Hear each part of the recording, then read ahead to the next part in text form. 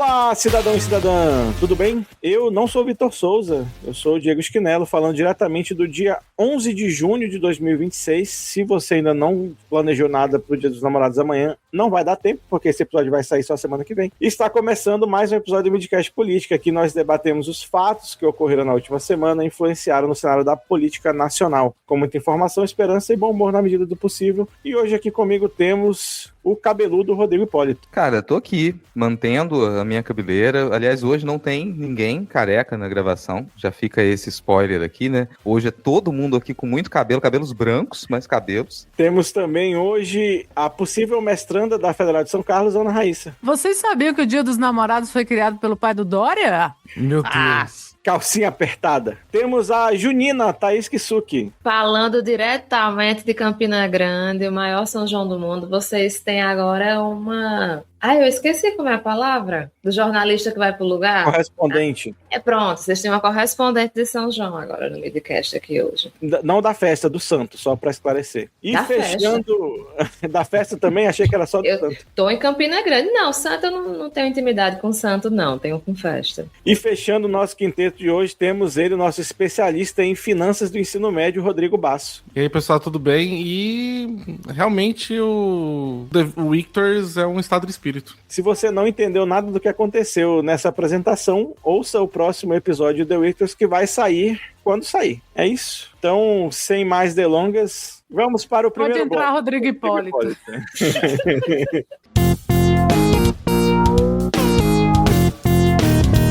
E a gente começa o nosso primeiro bloco aqui falando da contagem que ela está movimentando toda a América Latina. A gente fica aqui 24 horas dando F5 no site do sistema eleitoral do Peru para saber quem é que vai levar essa eleição de segundo turno peruano que está acontecendo na disputa de Keiko Fujimori, né, a filha do Hitler peruano, com o Roberto Herbert Sanches Palomino, que está nesse momento em segundo lugar. Esse segundo turno está super apertado, a gente já tem mais de 98% das urnas apuradas e tem menos de 1.000 votos de diferença aí entre os dois candidatos. Já teve uma virada, a Keiko Fujimori passou a maior parte dessa apuração em primeiro lugar, mas teve uma virada depois, aí a gente teve o candidato de esquerda, passou em primeiro lugar, mas nunca teve uma diferença de mais de 1%, e agora no finalzinho, no final das contagens dos votos estrangeiros, de quem está na diáspora peruana, teve uma nova virada, e a Keiko Fujimori está nesse momento com 50,003%, uma vantagem mínima para um país aí com mais de 20 milhões de pessoas. Parece absurdo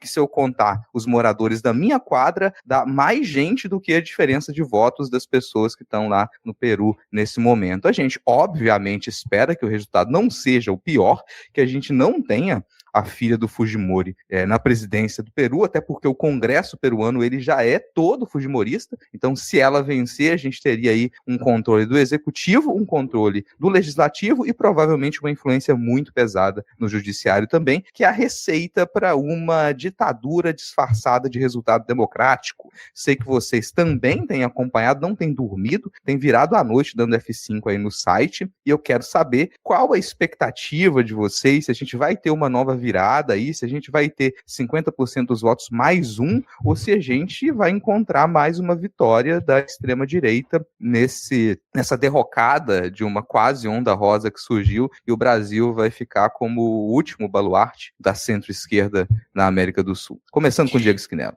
Primeiro, eu quero dizer que todos os nossos vizinhos aqui da América do Sul já nos acusam, com alguma razão, de termos uma postura colonialista dentro do nosso subcontinente.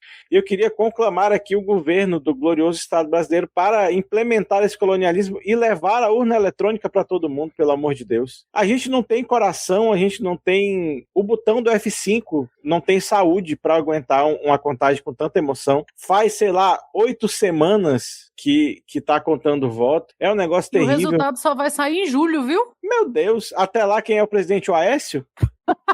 Só pode. Já Ou é O mal. Lula foi. É o vice do Cláudio Castro, porra, que vai ser o presidente do Peru. O Peru que vive, né, uma crise institucional aí há muito tempo com essas tentativas, né, da direita fujimorista de voltar ao poder de qualquer forma. A Keiko Fujimori, que já falou que, se eleita for, perdoará o seu pai, né, como um dos seus primeiros atos, que ainda está vivo, porque vaso ruim não quebra. E aí, o desenho do meme, né, de toda eleição na América Latina é uma grande coalizão de partido de esquerda com 50,001 e Carlos Hitler. Cara, quando eu fui ver a votação pra pauta de hoje, eu lembrei exatamente isso que você tinha falado no último episódio, porque tá o meme escrito, né, que é 50,002% para um, 49,9998 pro outro, né, e nesse caso eu acho muito engraçado porque, por mais que eu acho que a gente não possa ficar imputando os crimes do pai aos filhos, né, porque, né, a gente não tá mais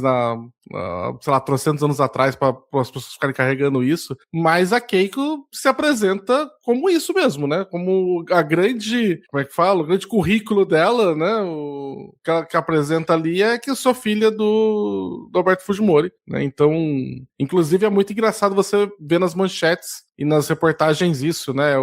É o Sanches lá falando psicóloga, deputado, é tal coisa, tal coisa, tal coisa, tal coisa, e a Keiko é a filha do ditador Alberto Fujimori.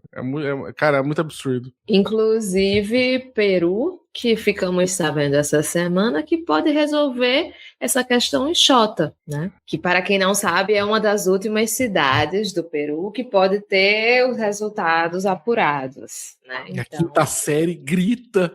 Não tem como. Eu passei essa semana rindo muito, até que eu cansei de rir e fiquei, cadê, minha gente? Esse resultado não vai sair. Eu não sei, assim, a gente tá muito mal acostumado no Brasil, porque o resto do mundo parece que é muito inferior a gente.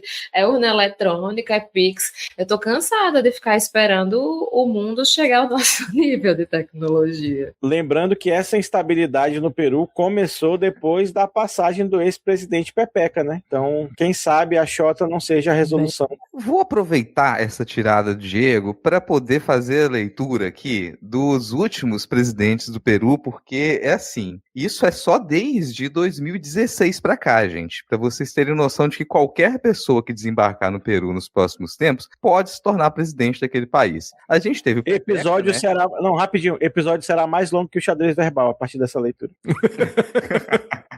A gente teve o Pepeca, que era o Pedro Paulo Kuczynski, que ele governou 2016 e 2018 e renunciou antes do fim do mandato. Aí a gente teve o Martins Vizcarra, que ele assumiu em 2018 e foi destituído pelo Congresso em 2020. E aí ele foi substituído pelo Manuel Merino, que ele permaneceu absurdos 5 dias no cargo, em novembro de 2020. E aí teve muito protesto e ele teve que renunciar, e quem assumiu foi o Francisco Sagasti, que ele comandou um suposto governo de transição, que foi 2020-2021, aí ele deu lugar ao Pedro Castilho, e o Pedro Castilho governou 2021-2022, mas ele sofreu um impeachment, que após uma tentativa que ele teve de dissolver o Congresso, que é uma coisa que supostamente está na Constituição peruana, mas isso foi entendido como uma tentativa de golpe, e aí ele foi destituído e depois condenado a mais de 11 anos de prisão. Aí no lugar dele, muita gente vai dizer que teve um golpe em cima do Castilho, porque era uma prerrogativa do presidente poder dissolver o Congresso e puxar novas eleições, não permitiram que ele fizesse isso e assumiu a Dina Boluarte. Aí a Dina Boluarte, ela ficou até outubro de 2025, mas ela também foi destituída pelo Congresso porque ela inventou de reprimir manifestações, acharam que isso foi uma coisa muito violenta, então tinha muita repercussão, ela foi destituída, foi substituída pelo José Heri. E aí o José Heri, ele atuou como presidente interino do parlamento de outubro de 25 até fevereiro de 26. E agora quem estava era José Maria Balcaçar, que ele assumiu também interinamente em fevereiro de 2026, que era para ser um mandato tampão. Então só agora é que a gente vai ter, provavelmente, o resultado de uma eleição com uma nova presidência, que a gente está apostando. Vai durar quanto tempo? 2 meses? Entre 2 meses e 1 ano, né? Mais que isso eu acho que pode ser exagero. Não, mas a contagem de voto durar mais do que vai durar a presidência é uma puta sacanagem. A gente tá ali com o governo do estado do Rio de Janeiro e Peru, né? Os dois a 80 por hora. E agora entra ela para falar sobre por que isso importa. Ana Raíssa. Por que isso importa? Vamos lá. A eleição estava basicamente virada, a gente teve essa virada aí do primeiro lugar que estava a Fujimori. E aí todos nos alegramos, né? Nossa, olha só, uma virada assim, entraram os votos do Nordeste. Oso de virada é melhor. A gente assim, ó, toda a América Latina em polvo rosa. E aí, o que é que veio, Diego Schinello? Vieram os votos no exterior. E os votos no exterior, a gente já sabe, né? Que assim, bem, aqui no nosso caso, no Brasil especificamente, a gente tem um cenário que é um pouco diferente da América Latina, porque a gente teve lugares que o Lula venceu, por exemplo, na Irlanda, com mais de 70% dos votos. Só que isso não é comum. Geralmente, voto no exterior de países na América Latina, para outros lados também, a galera é o quê? A galera quer mais é que se foda. Eu vou sair daqui, mas eu vou votar num governo de direita, de extrema-direita no meu país, porque eu quero mais é que se foda. E foi o que aconteceu, é o que está acontecendo. A segunda virada veio a partir dos votos no exterior. Estatisticamente, a eleição no Peru não está resolvida, porque, como disse o Rodrigo, tem menos de 1.000 votos de diferença. E ainda tem umas atas que estão meio embargadas, vão precisar recontar voto e não sei o quê. A Fujimori disse que vai aceitar o resultado da eleição, seja qual for, enquanto estava em pé ao lado de um cara que tem um gancho no lugar de uma das mãos. Então, assim, isso significa o quê? Que talvez ela não vá aceitar qualquer que seja o resultado. Porque a realidade está muito mais caricata hoje do que sempre foi. E a gente aproveitou para lembrar o quê? O que nós estamos falando com vocês desde o início do ano. Vá votar. Cada voto importa. Não existe já ganhou. Ainda mais na gloriosa Pátria Grande. Não existe já ganhou. Ah, mas eu moro em Portugal. Não sei se eu vou voltar no Brasil para votar. Você não precisa voltar para votar. Você vai votar aonde você estiver, pequeno lesa pátria. Você vai pegar o seu endereço, onde quer que você esteja, porque a gente sabe que tem brasileiro em todo canto, e você vai fazer o quê? O que a família Bolsonaro não fez por esse país. Você vai ajudar a gente. Você vai procurar a sua embaixada e vai perguntar como você faz. Como faz para votar? Gostaria de votar no Lula. E aí o cara vai te ensinar. E você vai votar no dia 4 de outubro. Vá votar. Você mora no exterior, você mora hoje numa cidade diferente do seu domicílio eleitoral. Te vira! Chega! Não há desculpas. Ah, mas eu gostaria de votar em outro candidato e no segundo turno. Não seja essa pessoa. Não seja essa pessoa. Não seja a pessoa que vai decidir uma eleição por menos de 100 votos. Não seja essa pessoa. Nós não estamos em situação de nadar de braçada. Nós, mundo inteiro, e falando de Brasil, a gente também não está tão longe assim. A gente é um pouquinho maior que a Bolívia? Sim. A gente é um pouquinho maior que qualquer outro país? Sim. Vá votar.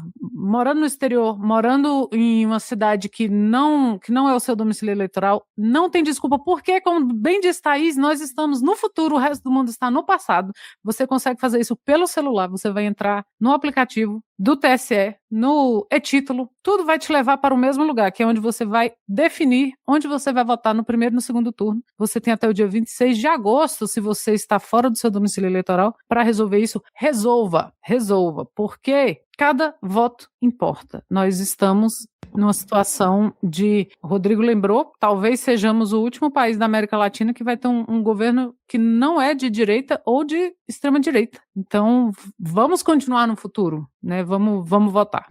Não, isso aí, voto em trânsito, gente. Então ainda dá tempo para você acessar o seu e-título, para você procurar a Justiça Eleitoral, se cadastrar para fazer o voto em trânsito. A Ana Raíssa falou, votar no primeiro e no segundo turno. Se você, que está nos ouvindo, votar no primeiro turno, talvez não tenha segundo. Talvez você seja aquele um voto que vai fazer o Lula ganhar no primeiro turno. Já pensou nisso? Então, se você está pensando em votar em qualquer outra pessoa e não votar, o seu voto é o voto que vai fazer Luiz Inácio Lula da Silva ganhar a primeira eleição do primeiro turno e acabar com essa história, entendeu? É o seu voto, não tem outro. Você vai lá, vai digitar 13 e você vai garantir a nossa vitória no primeiro turno. Então resolva a sua situação e faz seu voto em trânsito. É disso que a gente precisa. E aí a gente não vai passar por essa situação vexaminosa lá do Peru, de estar todo mundo tenso, fazendo oração, colocando todo o santinho na janela, copo de água em cima da TV de plasma, para poder conseguir fazer ali que tenha 50% e mais um, né? Mas a gente tem esperança, assim, até julho isso está resolvido, e com menos de 1.000 votos aqui no Peru, de diferença entre os dois candidatos, a gente tem pelo menos aí umas 1.500, né, atas para serem conferidas no geral, a maioria delas em território peruano, então tem uma minoria que é de estrangeiros, então tem uma chance ainda de que a gente tenha uma nova virada, né, já que a coisa tá tão apertada. E é engraçado como a Ana Raíssa falou, de votação importa a quantidade de pessoas saírem realmente para votar, que eu fui dar uma olhada aqui que no Peru tem 97 milhões de pessoas aptas a votar, só que pela quantidade ali de votos candidatos, que eles estão com 9 milhões basicamente cada um, quer dizer que foram cerca de 18 milhões para fazer a votação, para irem realmente votar de verdade, então ficou aí 1/3 da população de fora, e agora eu fico imaginando a galera que não foi, fala assim, porra, cara, faltou só 1.000 pra fazer o Sanches ganhar. Deve estar batendo um desespero absurdo agora quem que não foi. Mas continuamos aqui no assunto. Pode falar, gente. Eu acho que só que você trocou algum número, que 99 milhões não dá. Tem 30 milhões de pessoas no país. Não sei se eu ouvi errado. Não, 27 milhões aptos a votar e teve 9 milhões em cada um deles de voto. Não teve 18 que foram... Ah, tá, caralho. Eu ouvi em algum momento 99 milhões e eu fiquei, caralho, que porra 27. Tudo 27 bem, então, foi 9 em um e 9 no outro, né? Então, é basicamente 1/3 da população que poderia votar e não foi votar. Olha aí, não seja essa pessoa. Mas vamos continuar com um tópico agradável de eleições. Esse é um ano de eleição, gente, então esquece, assim, tudo que a gente falar aqui vai se voltar para eleição. Não tem jeito. Todos os assuntos que a gente for discutir vai ser esse o centro, assim. Então a gente vai falar agora de eleição no Brasil e vai falar das pesquisas, porque a gente teve 2 situações com pesquisas nessa semana que elas chamaram muito a atenção. E ambas elas estão relacionadas com os últimos acontecimentos, com o Tariflávio, com a ligação do Flávio Bolsonaro com o Vorkalo e o Banco Master, mas também algumas disputas no Congresso que elas fazem que se mude a percepção sobre os grupos de direita, extrema-direita e esquerda. Tudo isso influenciou essas últimas pesquisas, mas no primeiro caso a gente não vai falar só do resultado de uma pesquisa, a gente vai falar da atuação do atual presidente do TSE, que é o ministro Nunes Marques, o Praga. Ele, numa das suas primeiras ações, resolveu censurar o resultado de uma pesquisa da Atlas Intel que demonstrou uma queda na intenção de voto de Flávio Bolsonaro. Isso repercutiu bastante, porque não é algo comum você censurar um resultado de pesquisa. Deu uma certa revolta, muita gente compartilhou o resultado mesmo assim, que ele estava indicando essa queda de pelo menos ali 4 pontos do Flávio Bolsonaro, a abertura de uma distância muito grande com relação ao Lula e a mais explícita possibilidade do Lula vencer isso no primeiro turno. Mas os motivos pelos quais essa pesquisa ela foi censurada, em teoria, não diriam respeito a isso, né? Essa censura aconteceu na última segunda-feira, dia 18, mas isso foi feito a partir de um pedido do PL que questionava as indicações de algumas perguntas. Então, antes de vocês comentarem, eu quero fazer a leitura dessas perguntas que, pelo pedido de impugnação do PL, elas supostamente prejudicariam a imagem do pré-candidato Tariflávio, que seriam 5 perguntas em específico, né? Uma delas diz: entre Lula e Flávio Bolsonaro, em quem você confia mais para administrar cada uma das seguintes áreas do governo? E aí indicava as áreas prioritárias do governo. A pergunta número 10, em sequência a essa, dizia: pensando no futuro do país no contexto das eleições presidenciais deste ano, qual dos seguintes resultados possíveis te causa mais medo ou preocupação? E estava a vitória dos candidatos. A pergunta número 11 dizia, nessa sequência: na sua percepção, qual grupo político está mais envolvido no esquema de fraudes financeiras do Banco Master? A pergunta número 12 continua com: você ficou sabendo do áudio e mensagens vazadas de supostas conversas entre Flávio Bolsonaro e Daniel Vorkalo, dono do Banco Master? E a pergunta número 13, repito, 13, 2013, ela dizia: você ouviu o áudio em questão? Essa sequência de perguntas, de acordo com o nosso ministro que está presidindo o TSE, elas fariam um direcionamento do respondente para prejudicar a imagem do Flávio Bolsonaro. E aí eu quero saber da opinião de vocês, primeiro com relação a isso, depois a gente comenta o resultado de uma nova pesquisa da Genial Quest também. Eu acho que eu fiquei um pouco confuso na questão de por que talvez a ideia de prejudicar seria para futuramente a imagem, porque para a indução da resposta me parece que faria muito mais sentido se fosse feito primeiro as perguntas, né, tipo na sua percepção, qual que é o grupo político que tem mais a ver com o Márcio, se ficou sabendo do áudio do Flávio Bolsonaro com o Dano Vorcaro, né, se você escutou o áudio e tudo, e depois fosse perguntar sobre quem está mais preocupado para vencer se fosse a eleição do país, né. Me parece um cadeamento que levaria mais a ideia, tipo, de, olha, primeiro te dou um contexto sobre o que é, lembra que esse cara fez isso daqui, e agora que lembrou o que ele fez, e aí, você tá com medo que ele vai ser eleito? Me parece que fosse a ordem das perguntas fosse inverso, daria mais sensação. Na ordem que ela tá, me parece que justamente a pergunta era pra... Inclusive, me parece muito mais justa, até, porque a pergunta sobre ele é antes de relembrar o entrevistado dessa situação, desse contexto. A não ser que a ideia fosse que, olha, na verdade, fosse prejudicar porque os entrevistados depois iam lembrar disso, mas, cara, é tão pouca gente entrevistada que não ia fazer diferença pra parte da eleição. Eu não... Assim, de verdade, eu tô aberto aqui nas perguntas e não consigo ver como o encadeamento delas levaria essa conclusão nessa ordem, a não ser que fosse a ordem inversa. Cássio com K tentou fazer algo, e tem a ver com isso que o Basso falou agora, assim, não é essa ordem de perguntas que leva ou levaria a um prejuízo, né, das intenções de voto ou da própria votação no Flávio. O que a extrema-direita está fingindo que não faz ou que não sabe é que quando ela descobriu que dava para fingir que não acredita em pesquisa, que não acredita em urna eletrônica, que não acredita em votação, induzir a população a desacreditar pesquisas e votação e eleição, enquanto eles próprios sabem que pesquisa reflete sim uma realidade, pesquisas bem feitas e pesquisas sérias, e que elas influenciam resultados, a gente começou a ter muito mais pesquisas divulgadas nas últimas eleições, porque a extrema-direita sabe disso, que a existência própria de uma pesquisa, ela influencia. Não à toa, a gente tem agora essa excrescência que são as pesquisas que não são pesquisas, né, que a gente vem reclamando muito, a gente vem discutindo muito isso aqui, que são as pesquisas que aparecem ali por impulsionamento de Instagram, por exemplo, e você pode compartilhar aquele link, e eles dizem que o método e tal, a margem de erro é de 1% e tal, a gente vem discutindo muito isso aqui. Tanto influencia ou tanto dá um termômetro do cenário, dos acontecimentos, das mudanças que ocorrem durante a eleição, porque a gente sabe que acontece coisa demais na política o tempo inteiro e que esse cenário ele vai mudando. Então um escândalo como esse do Master, se ele não tivesse desdobramentos infinitos, porque pelo visto vão ser infinitos, ele parece influenciar o resultado da eleição, mas a depender da distância da eleição, talvez ele não influencie mais. Dá tempo reverter algumas coisas. A extrema-direita sabe disso. E as pesquisas são usadas para medir essa temperatura o tempo todo. E é por isso que a gente tem pesquisas o tempo inteiro agora, inclusive essas falcatruas que eles chamam de pesquisa. Então, o que Cássio com K está fazendo aí é fingindo que,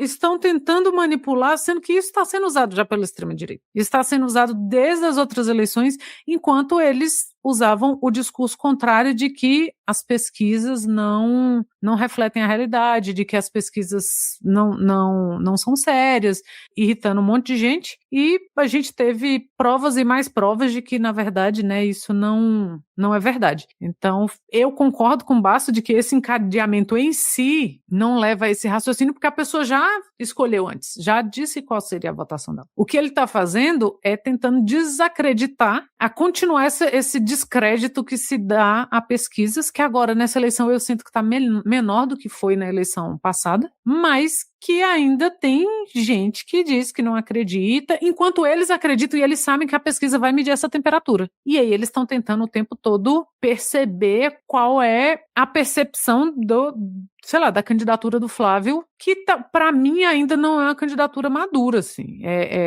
Eu acho que ainda tem muita chance de, sei lá, essa fruta cair peca do pé, tomara. E a própria direita, né, ainda tem as suas dúvidas em relação a ele e a própria família. Então, assim, se nem na família esse cara seria ele mesmo, unanimidade, ele mesmo, porque ele quer o quê? Ele quer a vida dele de dono de loja de shopping. Quem é que não quer? É muito mais fácil ser dono de loja de shopping que ser presidente do Brasil. Então, para mim, a tentativa, corroborando esse raciocínio que o Basso começou, essa tentativa é de descrédito, de desacreditar a pesquisa. E não que a pesquisa em si tenha algum problema.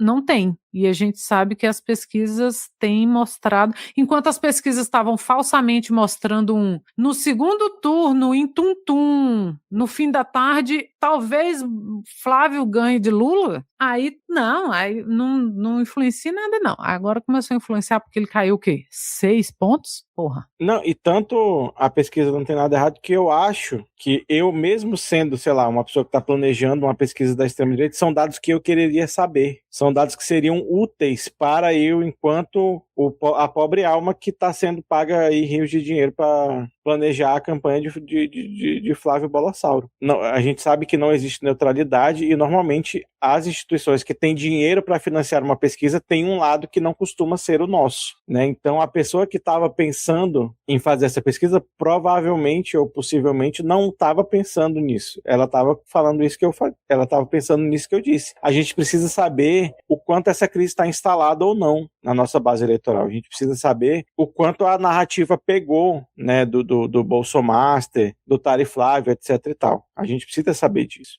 E aí é onde essa coisa se casa, né? Porque eles, do lado de lá, encomendam isso para ter esse termômetro, mas como não querem que venha a público porque é ruim, eles ficam sabendo, então escolhem o lado positivo da pesquisa e entram com a ação para barrar a divulgação. Então como a Ana Raíssa sempre diz, a direita sempre tem tudo no Brasil, né? Sempre tem direito a tudo. E aí vem o Castro Nunes lá, né, e dá o que eles queriam. E isso é só o primeiro, né, saborzinho do que vai ser ter uma eleição conduzida por Castro Nunes. Se a gente já viu em eleições passadas, né, barbaridades serem cometidas e a justiça eleitoral pouco fazer, eu acho que é ainda mais importante a gente reforçar o fato de votar no Lula no primeiro turno. Porque 2 turnos é o dobro de tempo que essa galera tem para, enquanto, né, conduzindo a justiça eleitoral, fazer vista grossa para a situação criminosa. Porque assim, você não precisa necessariamente, enquanto um juiz de uma causa, você não precisa necessariamente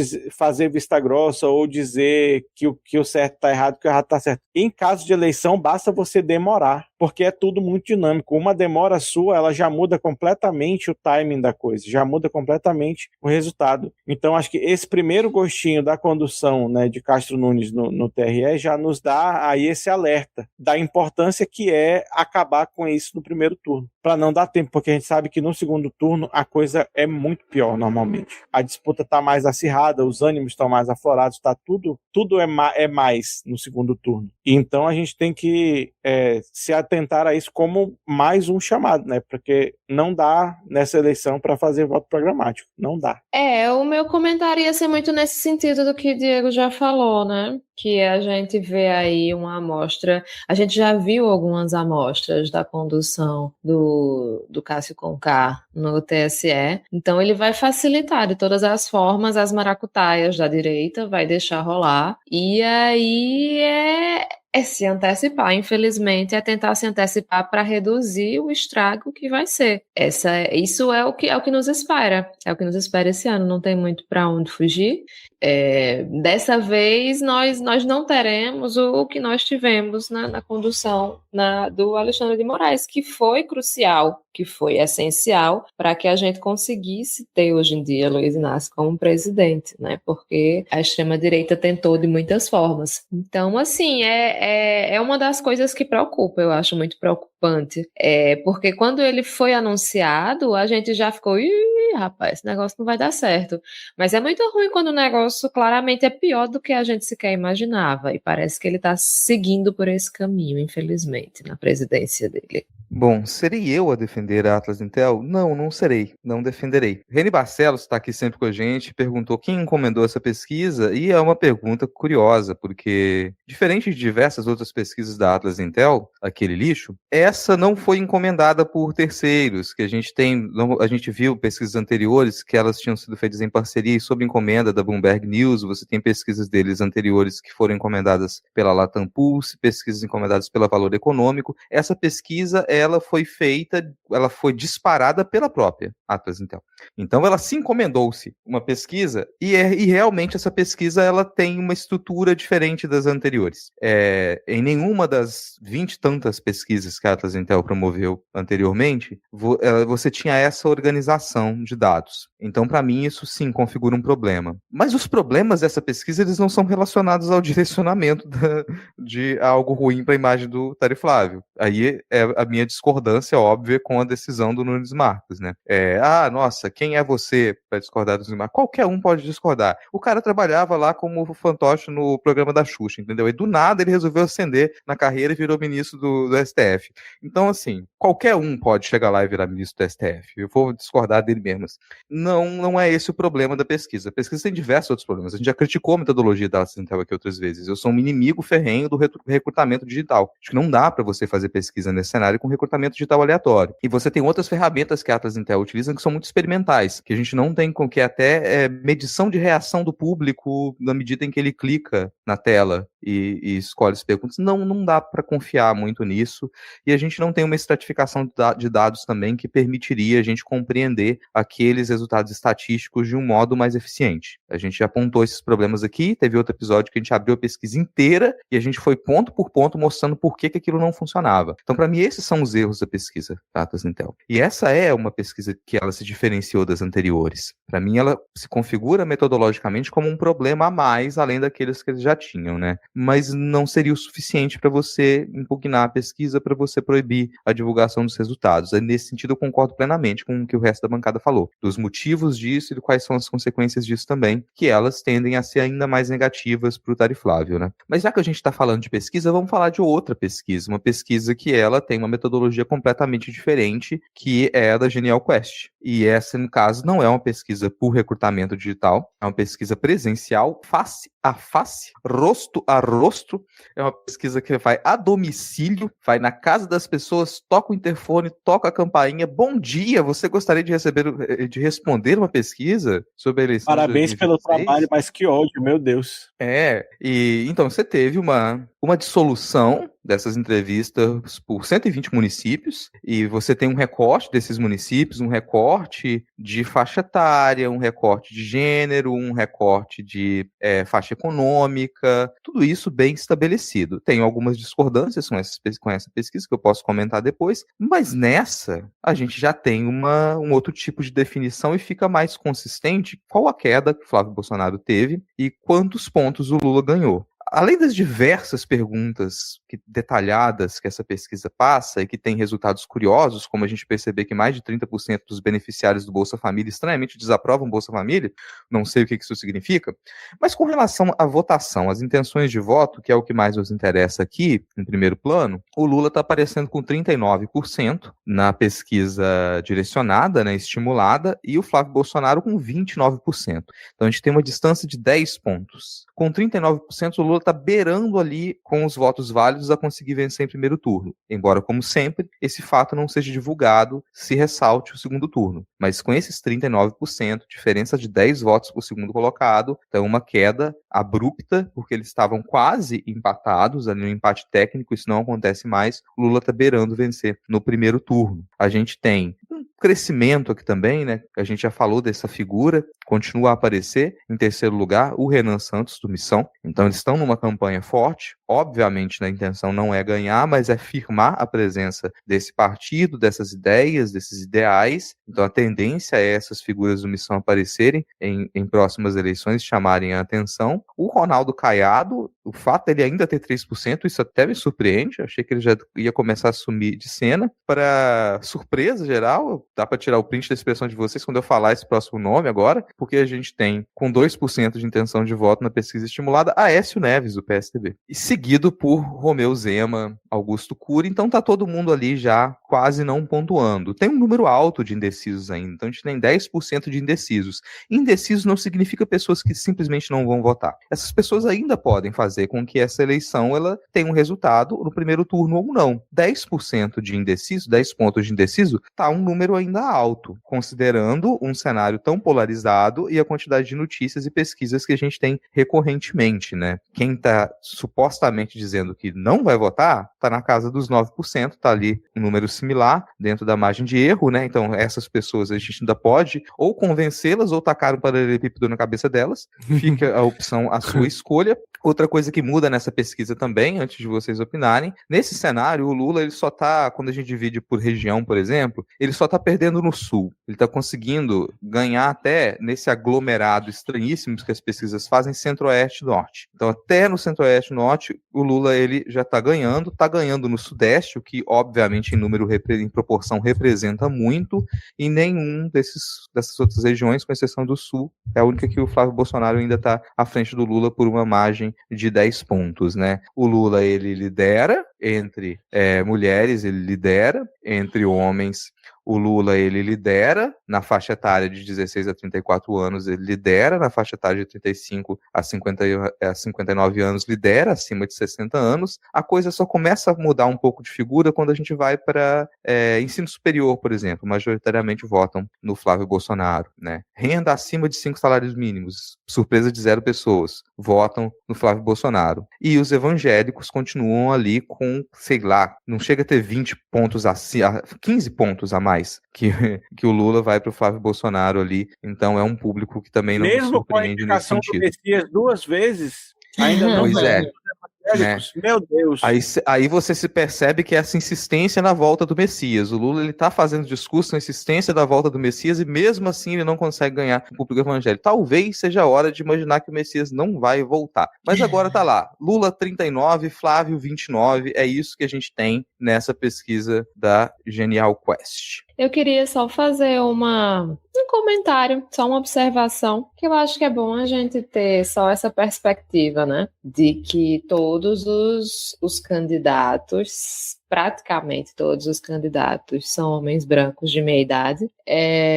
Nem todos são de meia idade, nem todos são homens, nem todos são brancos, mas eu acho que a gente só tem a Samara da UP, mulher candidata, né? Vamos lembrar que não faz muito tempo que os partidos pelo menos fingiam que queriam trazer uma certa igualdade, né? Que estava na moda aí uma vice-mulher, etc e tal. Esse bonde já passou. E candidatos negros temos ela, quer dizer, pré-candidatos, né? Ninguém está oficializado ainda nessas pesquisas. Temos ela e temos o Joaquim Barbosa, né? O Daciolo? Então, assim, Daciolo tá como pré-candidato, hein? Aí. Olha só. Mas, enfim, só trazer essa pequena observação a respeito dos nomes que estão nas pesquisas. Queria fazer uma pequena observação também, que eu fiquei um pouco surpreso com um dado que tem aqui da pesquisa, que a decisão do voto é definitiva para 63% dos entrevistados, enquanto 36% avaliam que ainda podem mudar. Eu fico muito curioso saber que, assim, sei lá, 1/3 do pessoal que fala assim, que fala que vai votar, né? Porque estão a galera que não é a galera que tá indecisa se vai votar ou não, a galera tá indecisa sobre quem vai votar. Então, esse pessoal vai. E tem 36% que fala assim,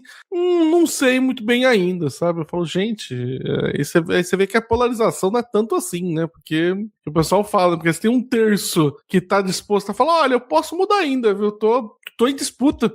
É curioso. Mas o voto Bolsonaro sempre foi uma realidade, né? Sim. Tá. Realmente, esses 36% não pensei que podia ser ainda no eixo de polarização, né? De estar entre esses dois, né? Mas eu ainda fiquei surpreso, porque, poxa, gente, daqui a 4 meses, né? Eu fico surpreso no sentido que, então, quer dizer que esses 4 meses ainda tem como convencer 36% dos votos para ir para algum dos lados. O que, se a gente considerar que essa informação é verdadeira, né? Que as pessoas responderam com honestidade, eu acho um número bem, bem grande.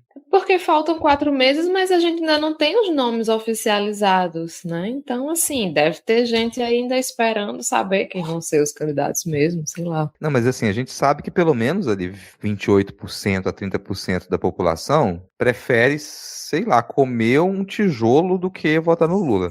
Não vai. Aqui é Não a vai, galera né? que foi e não voltou. Então, com esses aí a gente não conta. Esse não adianta, assim. Mas sim, dá pra gente ainda conseguir convencer algumas pessoas. Tem um dado que eu acho que dá pra gente questionar com relação a essa pesquisa. Na escolha para os respondentes, houve uma intenção na pesquisa de separar proporcionalmente mais ou menos 33% de pessoas que se dizem bolsonaristas, 33% que se dizem de pessoas que se dizem lulistas ou de esquerda, e os que não são nem de esquerda nem de direita, muito pelo contrário, né? Agora, isso funciona? Será que a proporção da população brasileira corresponde a essa escolha? Ou quando você resolve colocar 1/3 dos respondentes voltados para extrema-direita ou direita, isso não vicia, de certa maneira, os resultados? Então, isso me deixou na dúvida. Não tenho certeza com relação a isso, mas teria que ver direitinho ali com mais detalhe como que isso foi feito. Até porque você pode considerar também essa divisão na hora de estratificar os dados e refazer essa contagem. Então, não necessariamente é um problema, mas é uma informação que eu achei curiosa com relação a essa pesquisa. Mas tá ali, 10 pontos de diferença a gente já conseguiu. Teve uma vez que o Lula falou uma coisa, quando a gente fala de polarização, né? E o Lula falou que toda vez que se fala em polarização, na verdade, por baixo está se colocando a culpa no PT. E o Lula está certo. Porque parece que o PT trouxe essa polarização. Teve uma época que a própria esquerda estava usando a figura do Lula para colocar essa culpa, assim, se não fosse o Lula, se não existisse o Lula no cenário, a gente não teria essa polarização. Então a culpa não só é do PT, como a culpa é do Lula. E o Lula fez Mas isso é verdade, Ana. Se não tivesse Lula, só ia ter a direita, não ia ter polarização. Não ia ter polarização. Já diria Ciro Gomes, se Lula não fosse Lula, seria Lula. Então, o Lula fez muito bem em apontar isso. Essa é a semente do... E o PT, hein? E o Lula? É a igrejinha da autocrítica da esquerda. Começou ok. Nossa, a esquerda tá na hora de fazer uma autocrítica. Ninguém nunca pediu autocrítica da desgraça do PSDB, né? Hoje em dia a gente vive num poço tão profundo que a gente não lembra a desgraça que é o partido que acabou e a gente não pôde nem comemorar a sua morte. E aí Lula lembrou que o quê? Desde a primeira eleição pós-ditadura neste país, a gente tem uma polarização entre esquerda e direita, como disse Thaís, né? Hoje em dia é Lula e direita. Então, assim, não é que o Brasil está polarizado agora. Tem uma galera que a gente perdeu, é o que o Rodrigo falou. Tem uma galera que bebeu detergente. Tem a galera que rezou para pneu. É a mesma galera. A galera que colocou o celular na testa para chamar ET, essa é a mesma galera. Algo me diz que faz parte dessa galera esse pessoal beneficiário do Bolsa Família que é contra o Bolsa Família. Então tem uma galera que está acima de qualquer reflexão, acima de qualquer mudança estrutural de sociedade ou mudança superficial de sociedade. Essa galera perdeu-se. A maioria de nós está nesse espectro da polarização. A maioria de nós. A gente não pode dizer aqui que se o Lula apontar um grampeador aqui, ó, no lugar dele, a gente não vai votar nesse grampeador. Eu vou votar no grampeador, porra. Eu vou votar em quem? E aí a gente tem uma galera que faz um trabalho sério, mas que é muito pequeno em proporção, né? Que aponta outros caminhos. E em outras eleições, essa galera é muito importante, né? Era muito importante você ter vou falar palavras aqui, hein? Era muito importante você ter uma Heloísa Helena num debate. Era muito importante você ter a Luciana Genro no debate. Para dizer coisas que o PT até concorda, mas não podia dizer naquele momento, ali dentro daquele jogo. E foi neste momento que a gente começou a criticar a Realpolitik. Vocês repararam que ninguém fala mais em Realpolitik? Mas até 2 eleições atrás, mas a gente não pode se render à Realpolitik. Já fudeu, já foi. Estamos aqui fazendo o quê? Vá votar no Lula. Não basta sair para criticar para votar, vai votar no Lula. Então, o nosso cenário, ele mudou muito. A gente fala que a gente não é uma democracia ainda muito madura, né, por pouco tempo de democracia e pela forma como a nossa democracia é feita. Porém, graças ao PT e graças à figura do Lula, nós temos uma certa estabilidade política, que mesmo assim nos levou a um golpe constitucional, que o resto da América Latina não experiencia. E esta certa maturidade política, esse chão mais ou menos pantanoso, porém ainda firme que a gente pisa, é graças a essa dita polarização que sempre foi puxada pelo PT e que o pessoal teve um papel importante desde que surgiu, de discussão dentro da esquerda, não vou falar de autocrítica, mas de discussão dentro da esquerda, e que a UP faz partidos com menor expressão, mas que traz uma discussão séria, né? E não missão ou esses parasitas que aparecem, mas partidos mais voltados à esquerda. Por parasitas eu incluo o PCO. O PCO já devia estar acabado. É um desserviço, a existência do PCO é um desserviço. A existência do PCO e do PL é a mesma coisa, mas fecha parênteses. Então a existência do Partido dos Trabalhadores, a existência da figura do Lula, que por um lado a gente reclama que, viu, a gente fala assim, o Lula deu umas puxadas neoliberal federal sempre, a gente reclamou, a gente teve o luxo de reclamar do segundo mandato da Dilma. O Vira Casacas tem um episódio muito bom que eu não vou lembrar, sabe-se lá se o Abal e o Carapanã lembram, mas um episódio excelente em que eles falam assim olha o luxo que foi a gente criticar o governo Dilma, o segundo, porque a gente achava que tudo que a gente tinha ali estava firme, estava escrito na pedra, a gente podia querer mais e a gente voltou quase tudo assim, ó. E a gente só não voltou tudo porque existe Luiz Inácio. Eu vou sair emocionada do Lula até o final. Porque é assim, é um problema, em certa parte é. Por outro lado, a gente só tem a nossa democracia meia calabresa e meia portuguesa aqui por causa da dita polarização do Partido dos Trabalhadores. Que não é uma polarização, mas é uma fincada de pé. O pouco que se discutiu modernamente, né? Depois nos últimos 40 anos, nos últimos 40 anos, o pouco que se discutiu nesse país de progresso, esperança, de caminhada, quem puxou essa discussão primeiramente foi o Partido dos Trabalhadores, na figura do Lula. A gente estava no meio da ditadura, Lula estava puxando greves imensas, e conseguindo negociar. Então, o Lula é uma figura construída a duras penas, inclusive a ele e a sua família. O Lula não tem parente na política. Muito se fala em Lulinha, se aparecer o Lulinha aí, ó, na sua tela, neste momento, você não sabe quem é o Lulinha. Talvez agora saiba porque ele ficou velho, ele tá a cara do pai, mas é só por isso. A Dona Marisa foi uma figura importantíssima no Partido dos Trabalhadores, ela tem a sua própria história.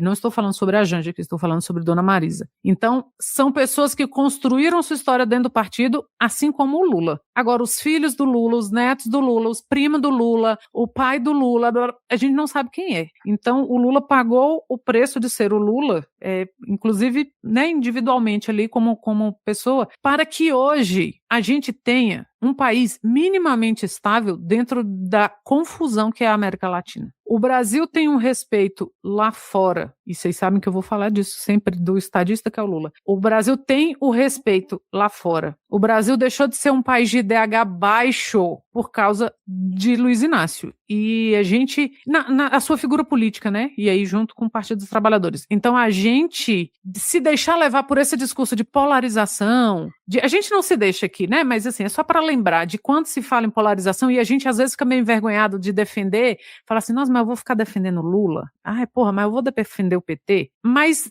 a importância histórica está posta. A gente vai criticar, a gente vai pensar alternativas, a gente precisa de uma alternativa. Agora a gente está pensando aqui, a gente está sendo micro-ambicioso, a gente quer eleger Lula e de preferência no primeiro turno, mas a gente precisa de outra figura. E a gente já discutiu isso, e a gente vai voltar a discutir isso, sabe, quando? Ano que vem. Dia 1º estaremos aqui discutindo isso, porque a gente sabe dessa importância, mas o que a gente tem de estabilidade política, de instituições que funcionam, de Polícia Federal que investiga, de criança na escola, de criança que sobrevive à infância, de adultos que trabalham, de adultos que se aposentaram, a gente deve ao que a grande mídia e culturalmente se chama de polarização, porque não é polarização, sempre foi um trabalho de resistência da esquerda e na figura, né, majoritariamente do PT e do Lula, mas que a gente sabe que sempre agregou muitos e muitos partidos de esquerda que, com as suas ressalvas, porque a gente sabe que a esquerda só concorda na cadeia, porque de resto a gente está se odiando, a gente é igual metaleiros odiando metaleiros e outros roqueiros.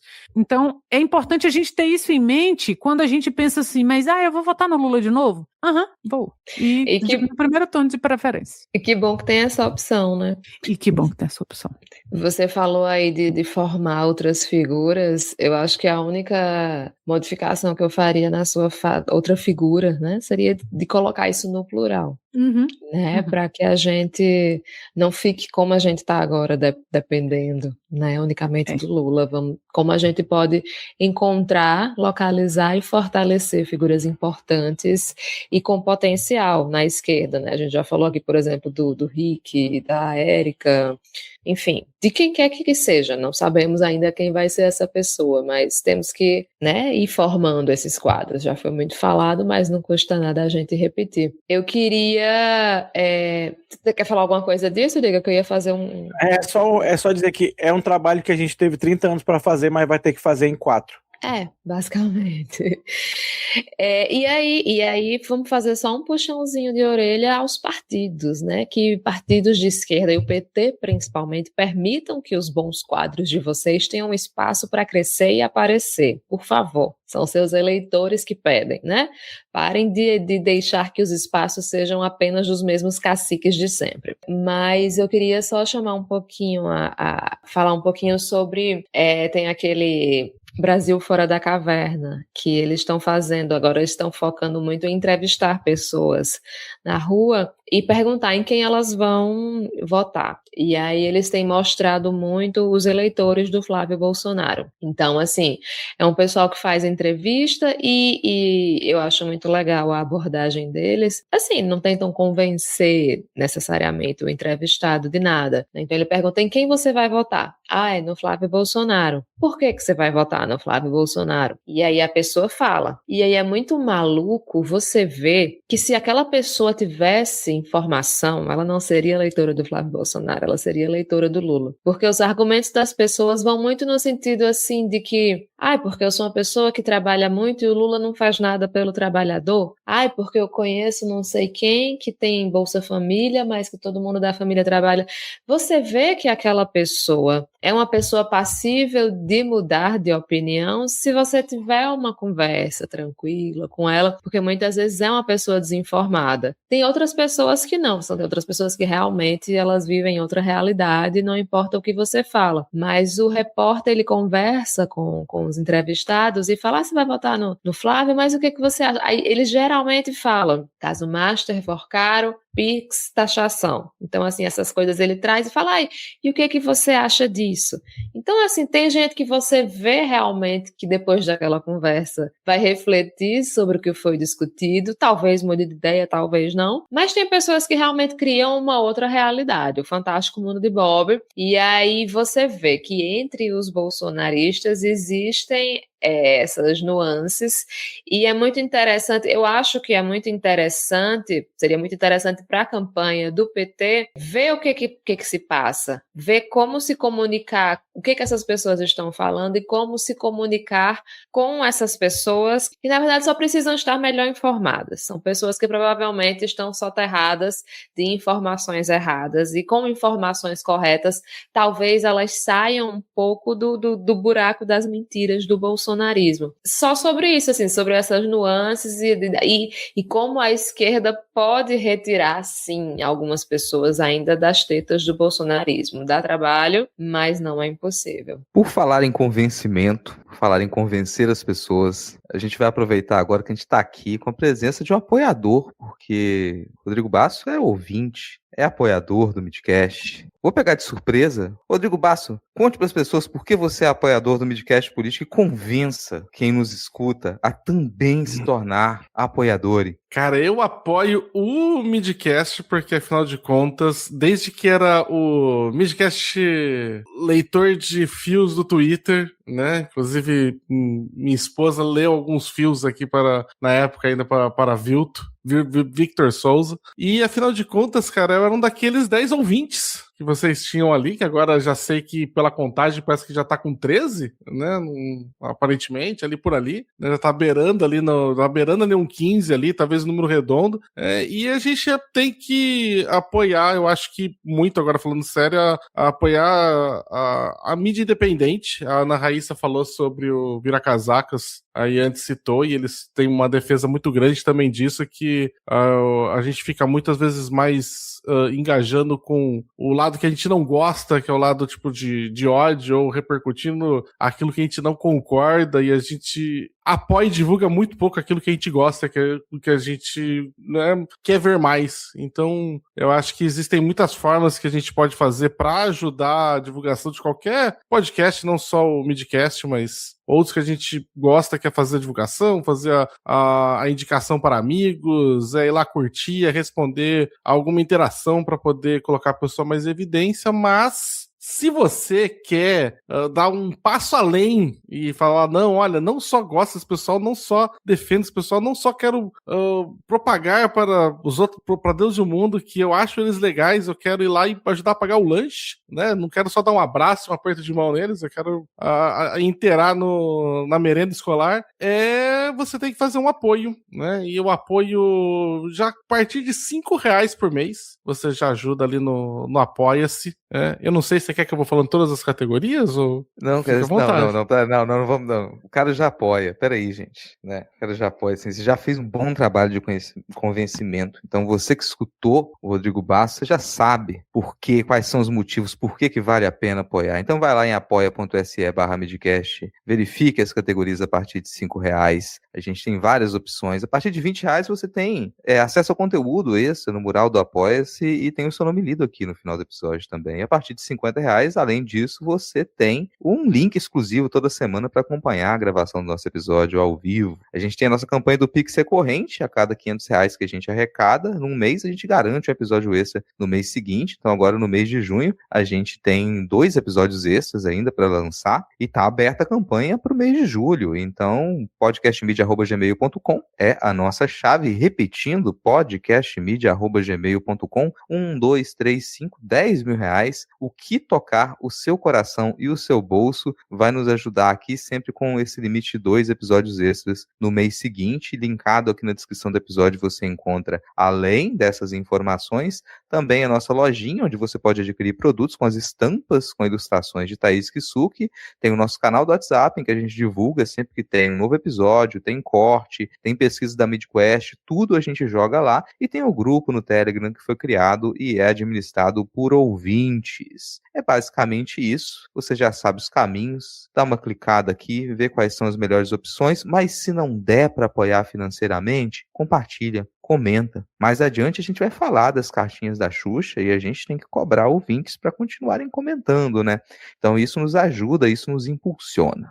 Dados esses recados, a gente vai agora para o nosso próximo bloco.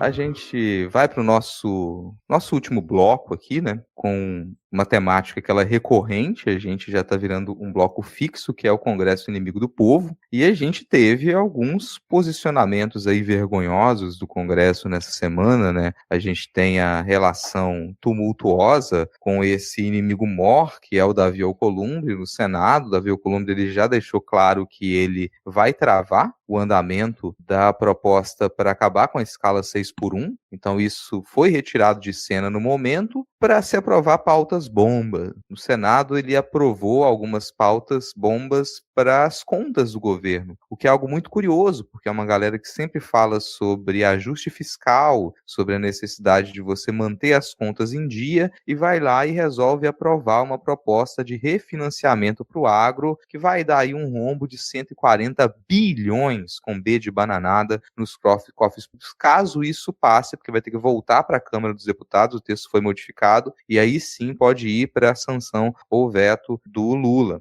Então é uma coisa complicadíssima, porque a gente vê o cenário do agro que propaga os 4 ventos, que sustenta o Brasil, que sustenta o PIB brasileiro, mas que no fim das contas é como se fosse uma estatal sem ser uma estatal, porque o dinheiro público sustenta o agro, mas todos os ganhos do agro vão para a iniciativa privada. É isso que acontece. O seu dinheiro, o dinheiro dos seus impostos, caro ouvinte, eles estão indo lá para poder acabar com a dívida do agro. O agro faz dívida e a gente paga. Que legal seria esse cenário, né? Em que você pudesse simplesmente recorrer, opa, gastei demais, deu tudo errado. Fiz uma aposta errada aqui agora, as coisas quebraram, choveu muito, meus móveis, alagou, levou tudo, preciso comprar móveis novos. Vou fazer o quê? Vou vender os meus cabelos? Não, vou pedir para o governo simplesmente pagar as minhas dívidas. É o que o agro faz. O agro vai lá, cria um desastre climático e depois vem com a justificativa, caramba, choveu muito, fez seca, tem praga. O que a gente vai fazer? Vamos recorrer aos cofres públicos. Isso ainda não está fechado, ainda pode modificar esse texto, mas mesmo que tenha um veto do Lula, a probabilidade de que mais adiante, ainda com ajustes, isso passe, né? Todo ano passa, algum tipo de subsídio, alguma renegociação de dívida, e assim o agro segue dilapidando os cofres públicos brasileiros. A gente teve também mais 2 propostas que elas andaram no Senado. A gente teve uma proposta para aposentadoria integral, com paridade dos agentes de saúde e de combate a endemias, que é algo que já estava ali há um bom tempo para ser votado, e por acaso, né, se decidiu passar isso na Comissão de Constituição e Justiça nessa semana, além da mudança do piso nacional para médicos e cirurgiões dentistas, que estava na casa de 3 mil e poucos reais, e agora vai para a casa de 13 mil e poucos reais, e tudo isso impactaria os cofres públicos, né? Essas são as pautas bombas, nada muito decidido, mas isso serve para poder tirar o foco desse travamento do fim da escala 6x1 que o Davi Alcolumbre resolveu fazer no Senado. Fora isso, tem uma ainda mais revoltante do que essas, que ela passou pela Comissão de Constituição e Justiça da Câmara dos Deputados essa semana, nessa última quarta-feira, dia 10, foi pauta única da CCJ,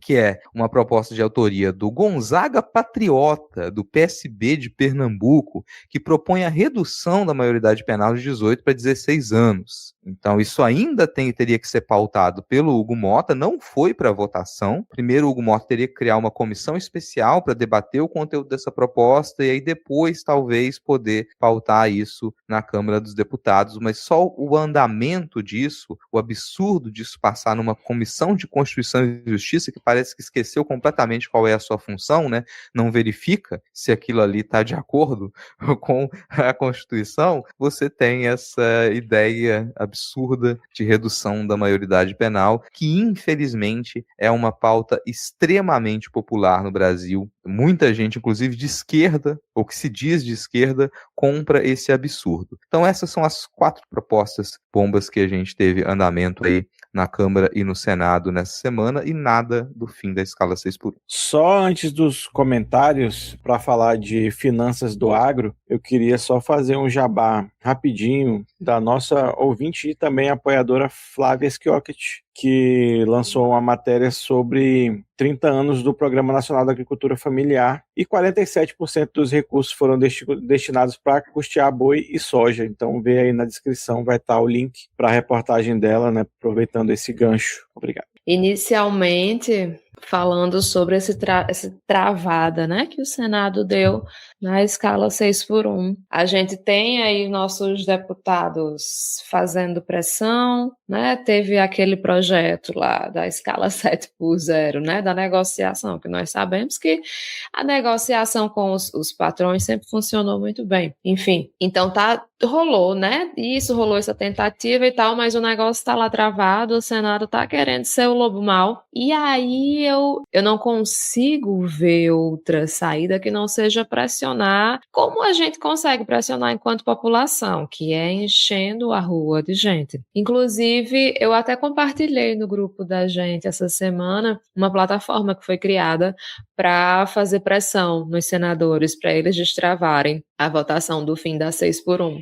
Mas eu acho que eu acho que é importante todas as frentes que a gente for buscar são importantes, porque assim, se deixar para depois da eleição, esquece, não vamos fingir que não é isso, então a gente tem que pressionar para isso ser feito até setembro, ser votado, ser aprovado e assinado pelo presidente até setembro. A gente está em junho, tem pouco tempo, então assim, tem que ter uma pressão real, mas uma pressão real com um empenho efetivo dos grandes mobilizadores, que são os partidos políticos, que são os sindicatos, que são os movimentos sociais, e algo assim, não vamos marcar para daqui a 2 dias e ninguém fica sabendo, né? Porque eu penei para descobrir quando não, mas onde ia ser, de que horas ia ser a manifestação na minha cidade. Então, assim, tem que ter uma organização de fato para que haja uma pressão real no país inteiro, como a gente teve no nível, assim, do Congresso Inimigo do Povo, que eu acho que foi a maior mobilização que a gente teve esse ano, nacionalmente. O Senado está se esforçando muito para destruir o final do governo Lula, para tentar prejudicar, uma pauta-bomba atrás da outra, né? E aí é o governo judicializar mesmo, ir atrás do STF, é isso, né? Tentar fazer aí os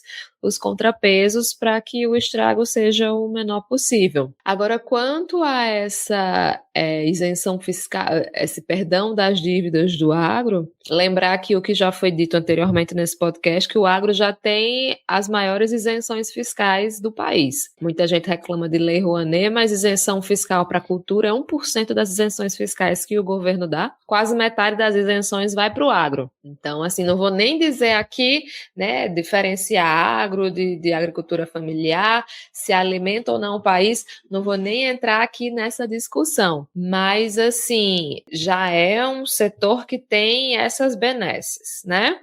Agora, os argumentos são, entre outros, o aumento na frequência dos desastres climáticos. Olha só a ironia dessa argumentação. Porque quem é responsável por esse Agora aumento? existe mudanças climáticas? Como assim? Aparentemente, sim. Deve ter começado agora, mês passado. Então, assim, quem são os responsáveis por essas mudanças climáticas? Existem contrapartidas para essas pessoas que vão receber essa ajuda do governo? Quais são as contrapartidas que o nosso agro vai dar para receber? Porque é só venha a nós o vosso reino, né? Porque você vai lá, desmata, causa a piora da situação climática no seu país e no mundo, aí depois você é que nem o Lula. Ai, Trump, ajuda meu pai, né? Você faz, ai, Lula, ajuda a minha colheita, porque eu não sei por que não tá chovendo. Ou então eu não sei por que tá chovendo e a chuva tá levando tudo. Meu Deus, será que Deus não gosta mais de nós? Deus nos abandonou? Então, assim, eu queria muito que pelo menos houvesse qualquer tipo de comprometimento dos produtores rurais que recebem essas benesses do governo, de que eles não vão ser uns escrotos do caralho que vão continuar desmatando e destruindo tudo. Isso tá no projeto do Senado? Provavelmente não. Mas, né, fazendo aqui esse comentário para que a gente tente pelo menos ter algum tipo de contrapartida para que não se tenha apenas um arrombamento completo e total das nossas finanças e da nossa natureza. Hoje eu conversava com um amigo no trabalho sobre o agro, né? Sobre essa pauta bomba especificamente. Não é de agora que a gente fala, né? Eu vou tentar não repetir o que Thaís falou, pois concordo com tudo. Então eu vou puxar só um adendinho assim de que não é de agora que se fala o tanto que o governo faz, né, pelo agro e também pelos bancos. Acho que aqui nessa mesma discussão a gente pode incluir os bancos. E mesmo assim são setores que claramente se opõem a governos de esquerda, ao governo do PT, ao governo do Lula, da Dilma anteriormente. Mas por quê? O Lula mesmo aprendeu a passar isso na cara deles. Nunca os bancos lucraram tanto quanto no governo PT. Derrogatório, né? Não é como se fosse, Lula, então, tá usando como uma coisa boa? Não é. Ou nunca o agro recebeu tantos issos e aquilos? E é verdade? Mas por que não adianta passar na cara? Porque o que o agro quer é pauta moral. Eles querem liberação de arma para matar MST indígena. Eles querem desmatar, eles querem acabar com a água potável, eles querem desmatar para criar gado e plantar gado e criar soja. É isso. O ponto, não há limites para o que o governo, um governo de esquerda possa fazer pelo agro, que o agro vai ficar satisfeito. Não há esse limite. Não existe esse limite financeiramente falando, porque o limite deles é moral. O limite do agro é moral. O agro quer o que o desgraçado do Ricardo Salles prometeu lá no folhetim dele, lá naquela época que ele era vivo, quando ele se elegeu deputado. É acabar, segundo ele, né, com a praga do javali e do MST. É isso que o agro quer. Não há limites, não há o que o governo possa fazer para, assim, vamos aliviar, vamos ser eleitoreiro aqui. E assim, claro, né, não é do governo essa proposta, é do Senado.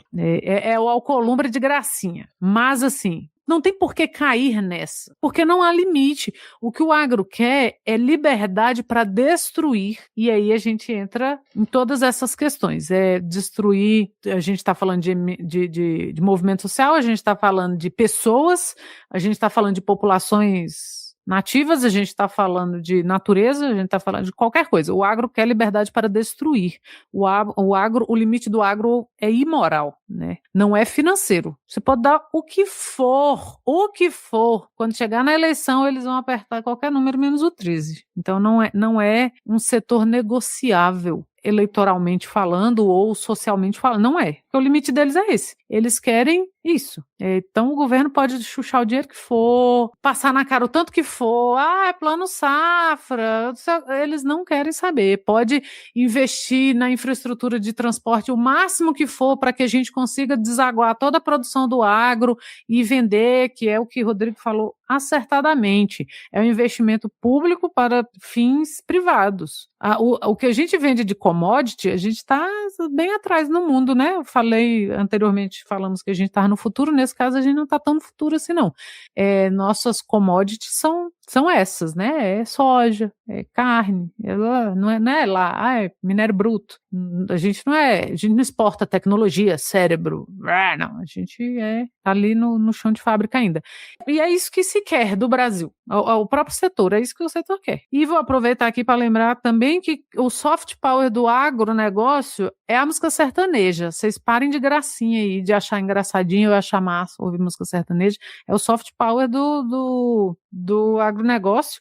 E é tanto que se começou a fazer dupla sertaneja feminina, e aí canta as mesmas baboseiras, com o mesmo tom de voz horroroso, a mesma música feia, porém uma mulher cantando, e aí se chama de empoderamento feminino, mas essa é outra discussão. A Ana Raíssa falou do plano safra, né, tudo mais, eu acho que é interessante colocar um pouco de perspectiva também quando a gente está falando por que a pauta bomba seria essa questão toda, né, que dessa liberação dessas isenções, desses incentivos, né, o Rodrigo falou que seriam 140 bilhões, né, lembrar que assim, o plano safra já está em 600 bilhões, gente, assim, é um número gigantesco, e aí você olha e fala, porra, mas aí, né, pra quem tá pagando 600, o que são mais 140, né? A gente tem que lembrar que, sei lá, o orçamento da saúde, que é um dos maiores orçamentos que a gente tem de ministério, ele é 250 milhões. A gente tá falando que, assim, que vai aprovar agora numa canetada mais da metade do plano de orçamento da saúde do ano todo, de 2026, para o que é para atender, e aí a gente pode falar com toda certeza do mundo,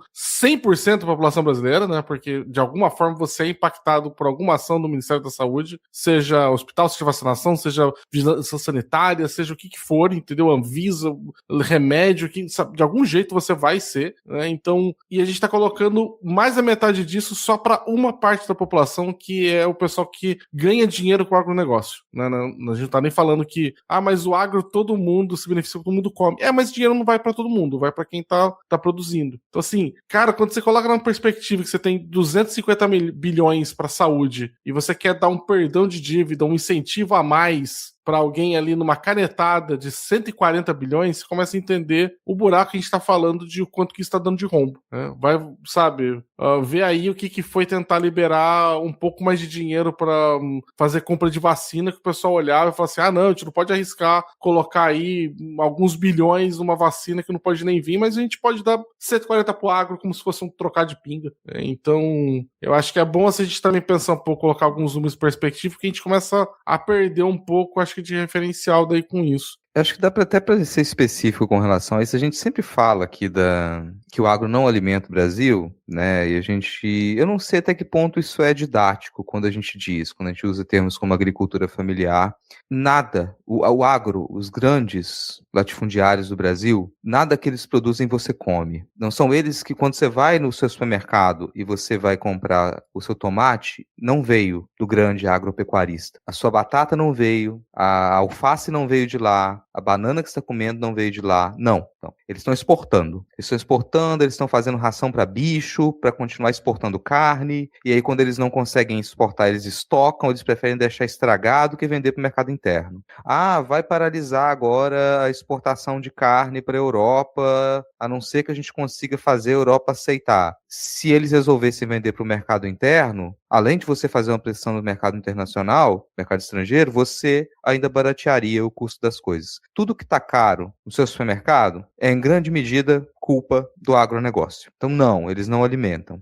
Os alimentos ultraprocessados que você consome passa por todo um processo com outras pessoas lucrando, inclusive com empresas estrangeiras, e aí se retorna para o seu supermercado, tá? Então, esse povo está ganhando dinheiro, não é para te alimentar. É muito difícil de pensar numa solução.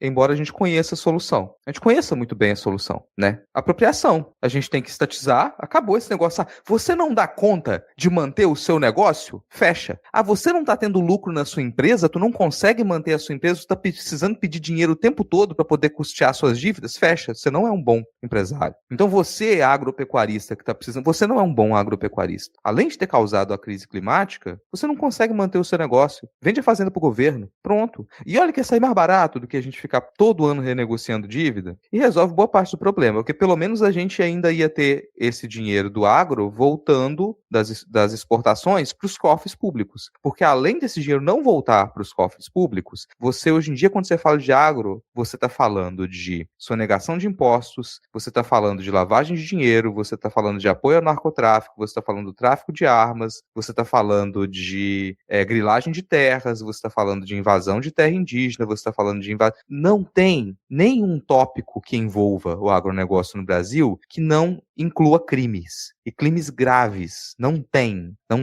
O agronegócio é profundamente ligado ao narcotráfico, ao tráfico de armas, sonegação de impostos, lavagem de dinheiro.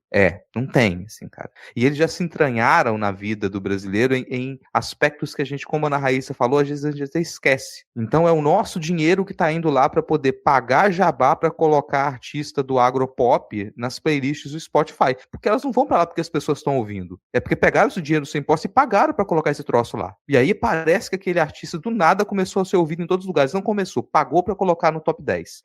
Vai custear o show do seu artista do agropop? É mais dinheiro de prefeitura, dinheiro do estado, indo diretamente pro bolso daquele cara que já tá recebendo do agro para poder fazer campanha política naquela região. Não tem, cara. Todos os aspectos envolvendo o agronegócio no Brasil são aspectos criminosos, assim. Então, quando a gente fala de pauta bomba, às vezes a gente parece que isso é só uma briga entre o Congresso inimigo do povo e o Executivo, mas não é, porque o significado disso é a manutenção de um sistema criminoso e uma perda constante da qualidade de vida da população, em todos os aspectos, assim. Então, é claro, a gente não falou das outras pautas que a gente poderia falar aqui, porque essa já é revoltante o suficiente, as outras ainda não tiveram o devido andamento. A gente vai deixar pra que xingar por antecedência, né? A gente vai deixar pra xingar nos próximos episódios, quando certamente essas outras pautas elas vão andar ainda mais. Diego Schinello, você tem algum comentário sobre esse tópico? Tenho rapidamente, não vou chover no molhado, até porque o agro não deixa chover, né? Sobre essa questão aí do agro, mas vou falar sobre algo que tem a ver com agro, tem a ver com pesquisa, e tem a ver com voto, e tem a ver com tudo que a gente tem feito aqui tem falado no programa de hoje, que ele é um programa que, se você for olhar, ele está muito fechadinho, né? Assim, nos assuntos se conversam muito bem, que é de você olhar as pesquisas para deputado federal, para deputado estadual, para senador aí no seu estado, e também, né, vai ser a retrospectiva do episódio, essa minha fala, e vai ser também prestar atenção no recado que a gente vem dando aqui, de pesquisar pessoas que não são filhos da puta para votar. Só que aí você também vai pegar a Realpolitik, que a Ana Raíssa trouxe aqui, e vai dizer, poxa, o meu amigo que estudou comigo na terceira série, ele é candidato a deputado estadual pelo PL. Ele é um cara muito legal, ele é da minha igreja, ele ajuda os pobres, ele nunca chutou um cachorro. Então eu acho que ele se enquadra naquilo que o Diego vem falando em todo episódio. Ele é uma pessoa legal, ele apoia boas causas. Ele é uma pessoa indígena, mas ele está candidato pela União Brasil. Não é essa pessoa que a gente está falando. Seu amigo é uma ótima pessoa, eu tenho certeza que ele só está na União Brasil porque, sei lá, né, vai saber. Mas você vai pegar a pesquisa e vai escolher dentro da Realpolitik também o candidato que tem boas chances de se eleger, ou que está numa legenda que vai receber bastante voto. Porque não adianta nada a gente pulverizar todos os nossos votos em todas as pessoas legais do universo e nenhuma delas se eleger. Então você vai olhar na pesquisa, porque para a legislativa a pesquisa, às vezes, né, costuma ajudar mais do que ela costuma ser menos manipulável até pela pulverização, né? Mas você vai olhar também qual que é a pesquisa, né? Porque a gente sabe que é a pesquisa do jornalzinho da minha cidade, feito pelo deputado, gabinete do deputado e tal, também não é essas coisas. Mas tudo que a gente vem falando aqui sobre você procurar candidatas, mulheres, pessoas trans, pessoas negras, pessoas indígenas, elas têm que estar num partido de esquerda. Porque não adianta nada você votar numa candidata indígena que está no PL, uma candidata indígena que está no União Brasil, uma candidata indígena que está no Missão, uma candidata trans ou um candidato trans que está, sei lá, no MDB. Porque no frigir dos ovos essa pessoa não vai se eleger porque tem uma outra pessoa muito mais filho da puta do que ela que vai ter mais voto e você vai estar votando para ajudar a eleger esse filho da puta, né? Então a gente vai pesquisar, mas a gente vai ser inteligente nessa pesquisa, a gente vai descobrir pessoas interessantes, pessoas que têm um mínimo de apoio às causas que a gente defende, que a gente sabe que o cenário também não é um mar de rosas, mas que também tenham chances mínimas de se eleger, para a gente fazer aí essa jogada interessante da Realpolitik, da gente fazer a pesquisa para votar numa boa pessoa, mas também não adianta a gente pulverizar em votar em todas as boas pessoas do mundo, porque no final das contas isso só vai dar mais voto para eleger um bando de filho da puta que todo dia está aprovando pauta que não nos interessa e engavetando aquilo que a gente realmente quer. Fechado? Fechado. Fechamos aqui o nosso último tópico e agora a gente vai para o nosso momento leitura de títulos.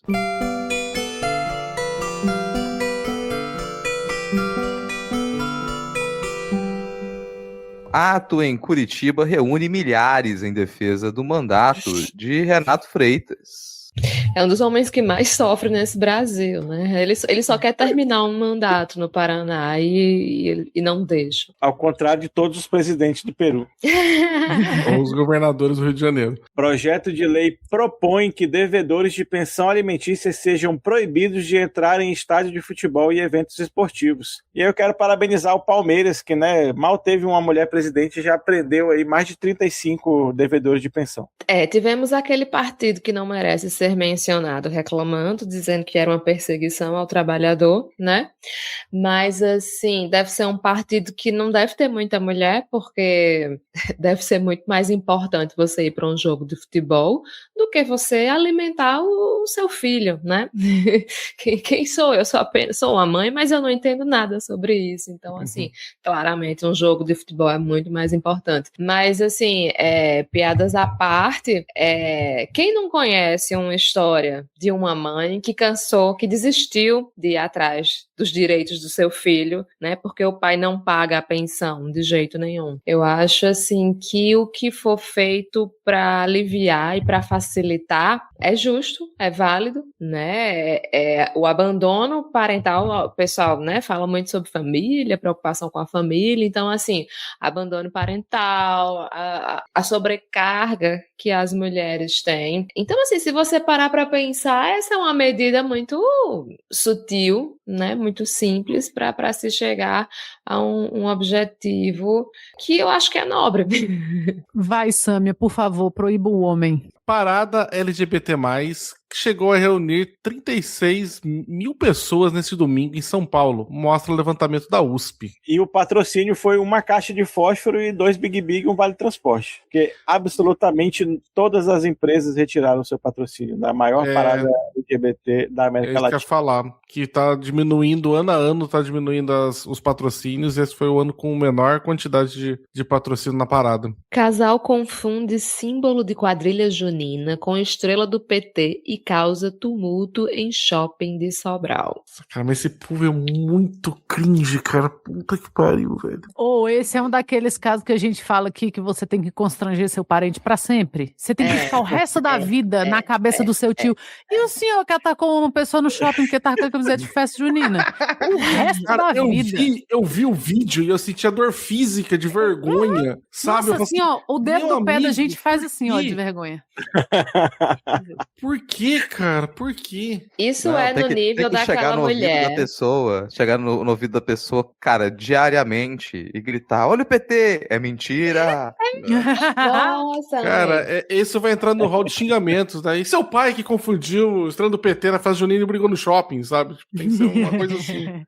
Mas isso é no nível daquela mulher que viu a bandeira do Japão e disse que pintaram a bandeira do Brasil de vermelhos. Pra mim é a mesma É outra que tem cognitivo. que ser constrangida todo domingo, até hoje. Espero que esteja sendo. E por falar em domingo, Ana Raíssa.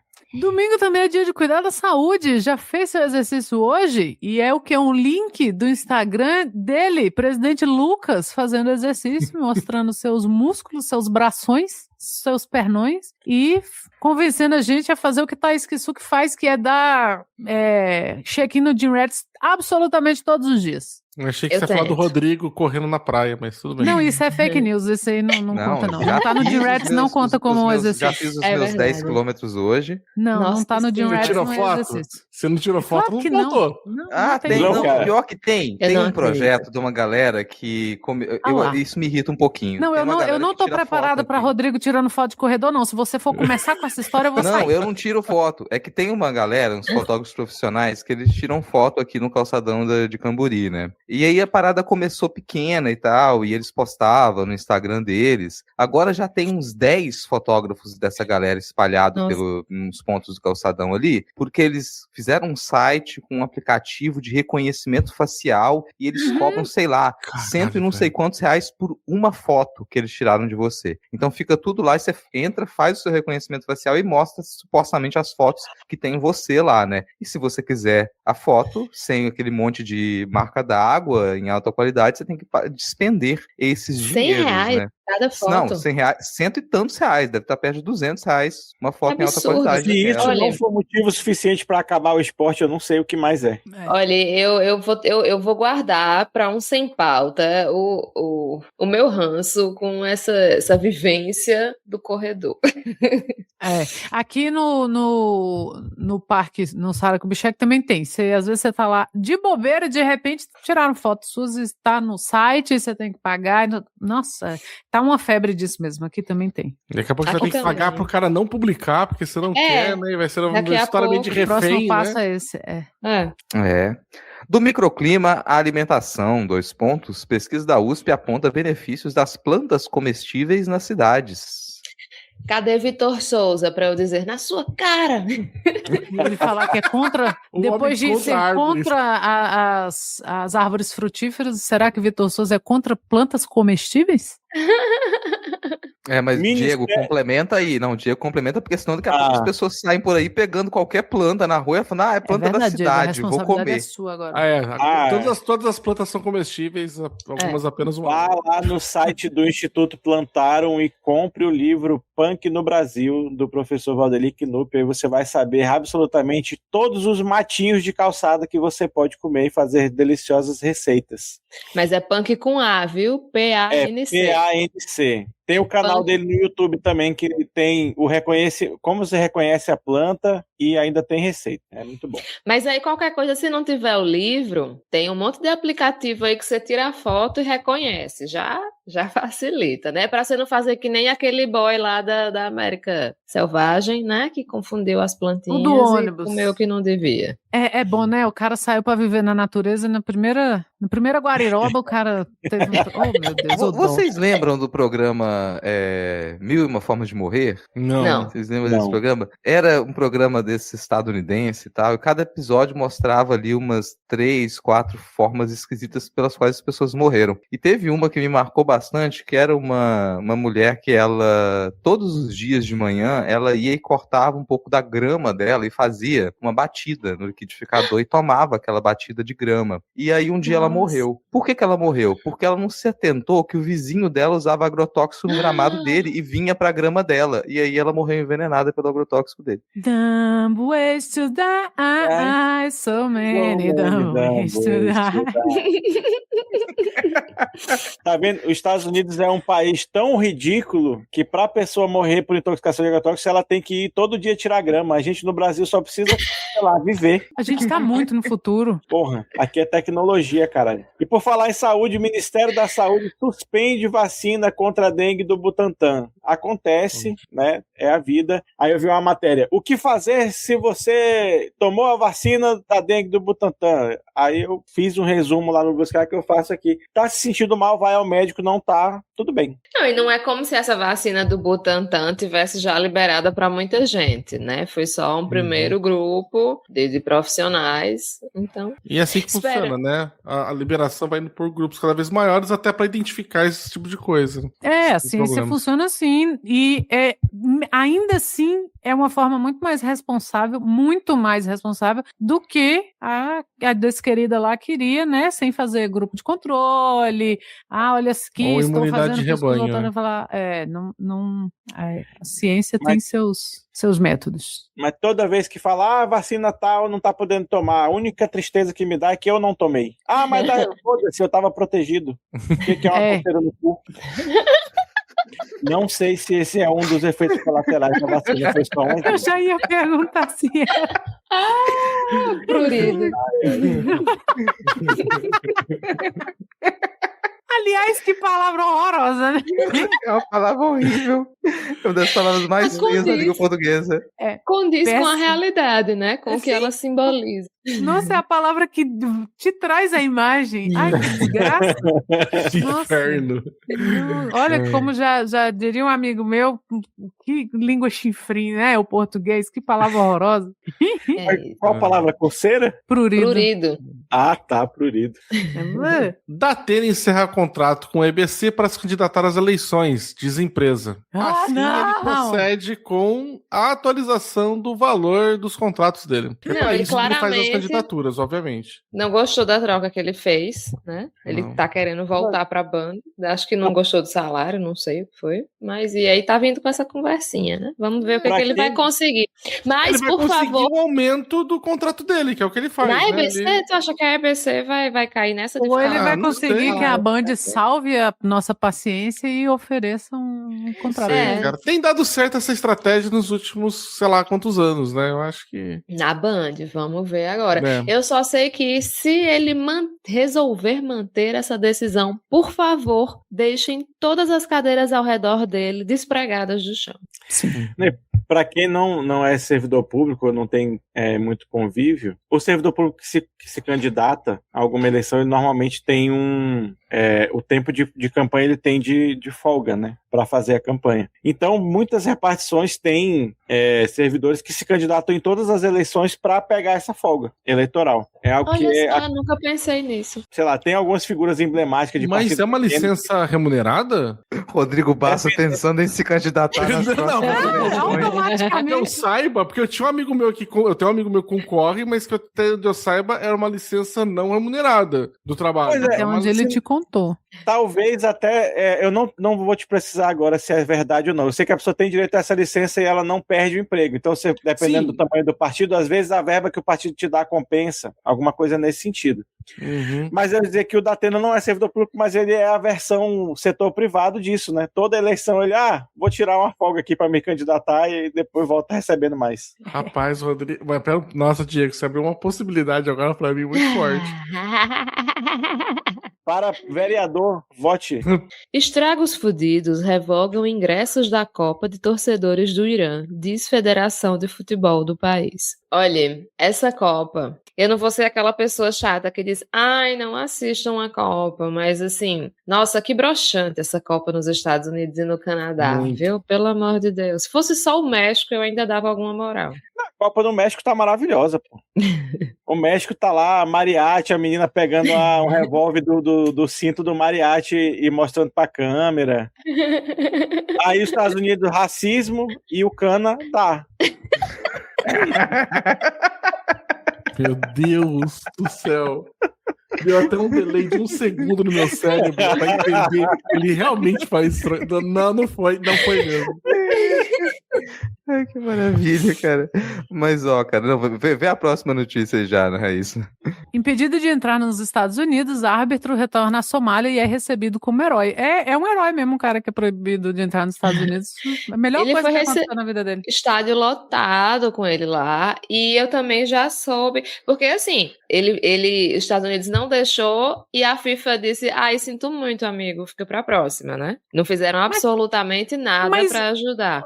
Olha esse conjunto de letras. EUA FIFA.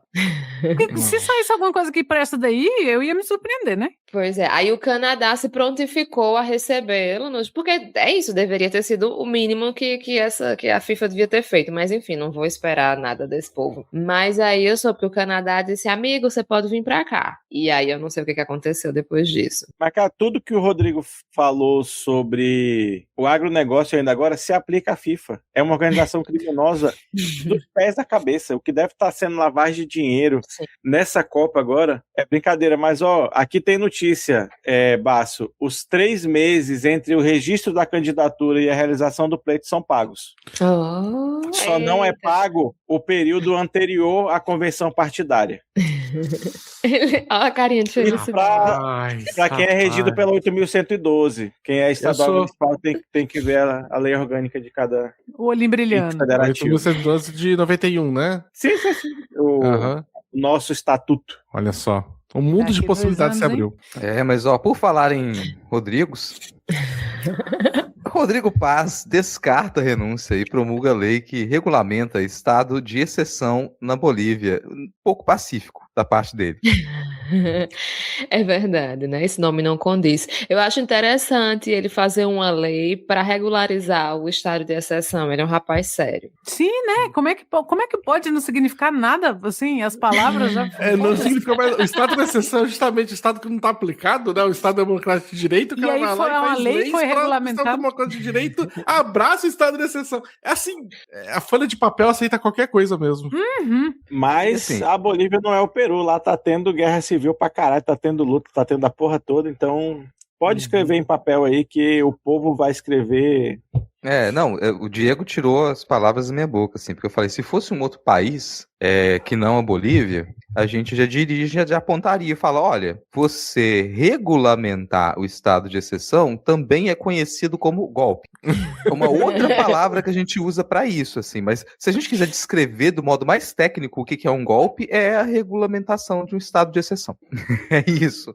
Mas não deve vingar, porque, assim, a situação da Bolívia, não vou me estender disso aqui, porque o Vitor vai brigar com a gente, porque é só leitura de títulos, mas está uma situação política curiosíssima, super recomendo que vocês vão acompanhar a novela política boliviana, que está, assim, surpreendente. Por falar em estado de exceção, né, vivemos em padeiro foi morto por milicianos após recusar dobrar o preço do pão na zona oeste do Rio, aponta investigação. E essa notícia rendeu uma troca maravilhosa entre mim e entre Thaís Kisuki e eu no grupo, que eu botei um outro link que falava que a milícia monopolizou o comércio da farinha. Aí ela, que farinha? E eu, a de trigo. Várias exclamações. Foi quando eu vi essa interação, assim, o meu coração se encheu de alegria. Foi perfeito, foi roteirizado. Pois é, fiquei surpresa com a resposta. Exclusivo. ONG da produtora de Dark Horse desviou recursos do SESI em 7 estados do Distrito Federal, segundo o CGU. Eu tô aqui com a minha pipoca esperando o primoroso trabalho da Polícia Federal, porque isso está sendo a minha novela, descobrir as trambicagens dessa produtora. Puxaram um fio de Ariadne ali, né? Que tá revelando todos os caminhos de maracutaia possíveis, né? Impressionante. Eu só queria criticar quem escreveu essa manchete, porque se tem uma coisa que não tem nada de exclusivo, é em quem essa galera deu golpe. Eles são inclusivíssimos. Realmente. Porra, uma aula de Tem que inclusão concordar. é da onde a ONG desviou dinheiro. Mas Thaís falou de pipoca, né? Então essa é uma coisa que a gente tem que em algum momento discutir também. Qual vai ser o balde de pipoca promocional do Dark Horse? Porque a galera confundiu essa semana, divulgaram um vídeo do que seria o balde de pipoca do famigerado Odisseia, do Christopher Nolan. E assim, se vocês não viram, continuem assim, melhor pra vocês. Porque é um cavalo marrom, que fica parecendo chocolate, e ele tá empinando, e quando você abre a barriga do cavalo, sai pipoca, porque seria o cavalo de Troia. E aí Como é que esse se é o come a balde de pipoca? pipoca. Essa não é a questão. No chão, igual um cavalo. Só se for. Ele conseguiu ser pior do que o meu balde de pipoca da Estrela da Morte, que era redondo, era a coisa mais difícil do mundo de ficar em pé. Eu acho que vai ser o balde de pipoca desse Dark Horse, podia ser um daqueles alimentadores de cavalo que o pessoal, né, prende pra poder ficar assim, né? Porque aproveita e impede que o pessoal daí derrube a farofa por todos os lados, né? Porque vai ficar preso ali logo debaixo da boca da pessoa. Mas eu gosto do formato de uma pata de cavalo com uma tornozeleira eletrônica. Cortada. Caraca, velho. Interessante. Por isso que você fez artes mesmo, Rodrigo. E aí, pra abrir o balde de pipoca, vem um ferro de solda. Olha só. Porra, só melhora. Cinema. Quero esse, quero. É, literalmente cinema. Literalmente cinema. Ministério Público denuncia Alisson Mascaro por estupro de vulnerável, assédio e importunação sexual. Em breve, na Secretaria Municipal de Coacoalingrado, mais próxima de você.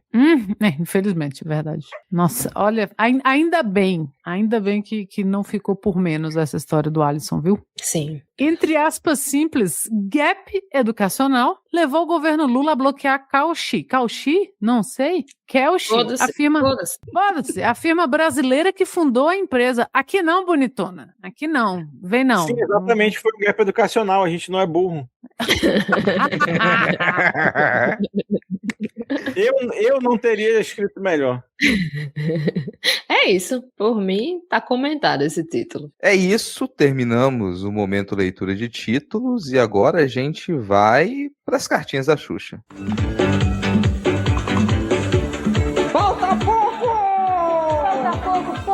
Pouco para você ganhar, baixinho. Não fica desesperando, fica triste, não. Se você escreveu, falta muito pouco. Você já fez o mais difícil, que era escrever. Porque eu sei que tem muito baixinho que é preguiçoso. Mas os baixinhos que não são preguiçosos, um alô, hein? Que show da Xuxa é esse? Então, vamos lá, as cartinhas da Xuxa do episódio 20 da nossa 9ª temporada. Tariflável, Notas Frias e Senado Ceboso. A gente perguntou na MidQuest qual a próxima maravilhosa tecnologia dos estragos fudidos que a dupla Tariflável e Bananinha vai querer importar para o Brasil. Votação por cheque no correio, andar de ambulância custar 1 trilhão, disquetes e Windows 95 para controle militar, ou entregar imposto de renda via Xerox por fax. A gente teve 4 votos no Instagram, a nossa rede social mais flopada, 26 no Telegram, 15 no Spotify e 38 no WhatsApp. Em terceiro e quarto lugar, tivemos um empate. Andar de ambulância custar 1 trilhão e entregar imposto de renda via Xerox por fax disputaram o terceiro lugar. Em segundo lugar, com 28% dos votos, ficou disquetes e Windows 95 para controle militar. E em primeiro lugar, com 39% dos votos, ficou votação por cheque no correio. Então, aí estamos querendo a emoção peruana no Brasil, né? Esse negócio de ter resultado rápido é muito sem graça. Inclusive, tá tendo treta lá nos Estados Unidos que tá tendo eleição para governador da Califórnia e tá durando mais do que a apuração do Peru, porque lá o pessoal vota por correio muito. Fazer o quê, né?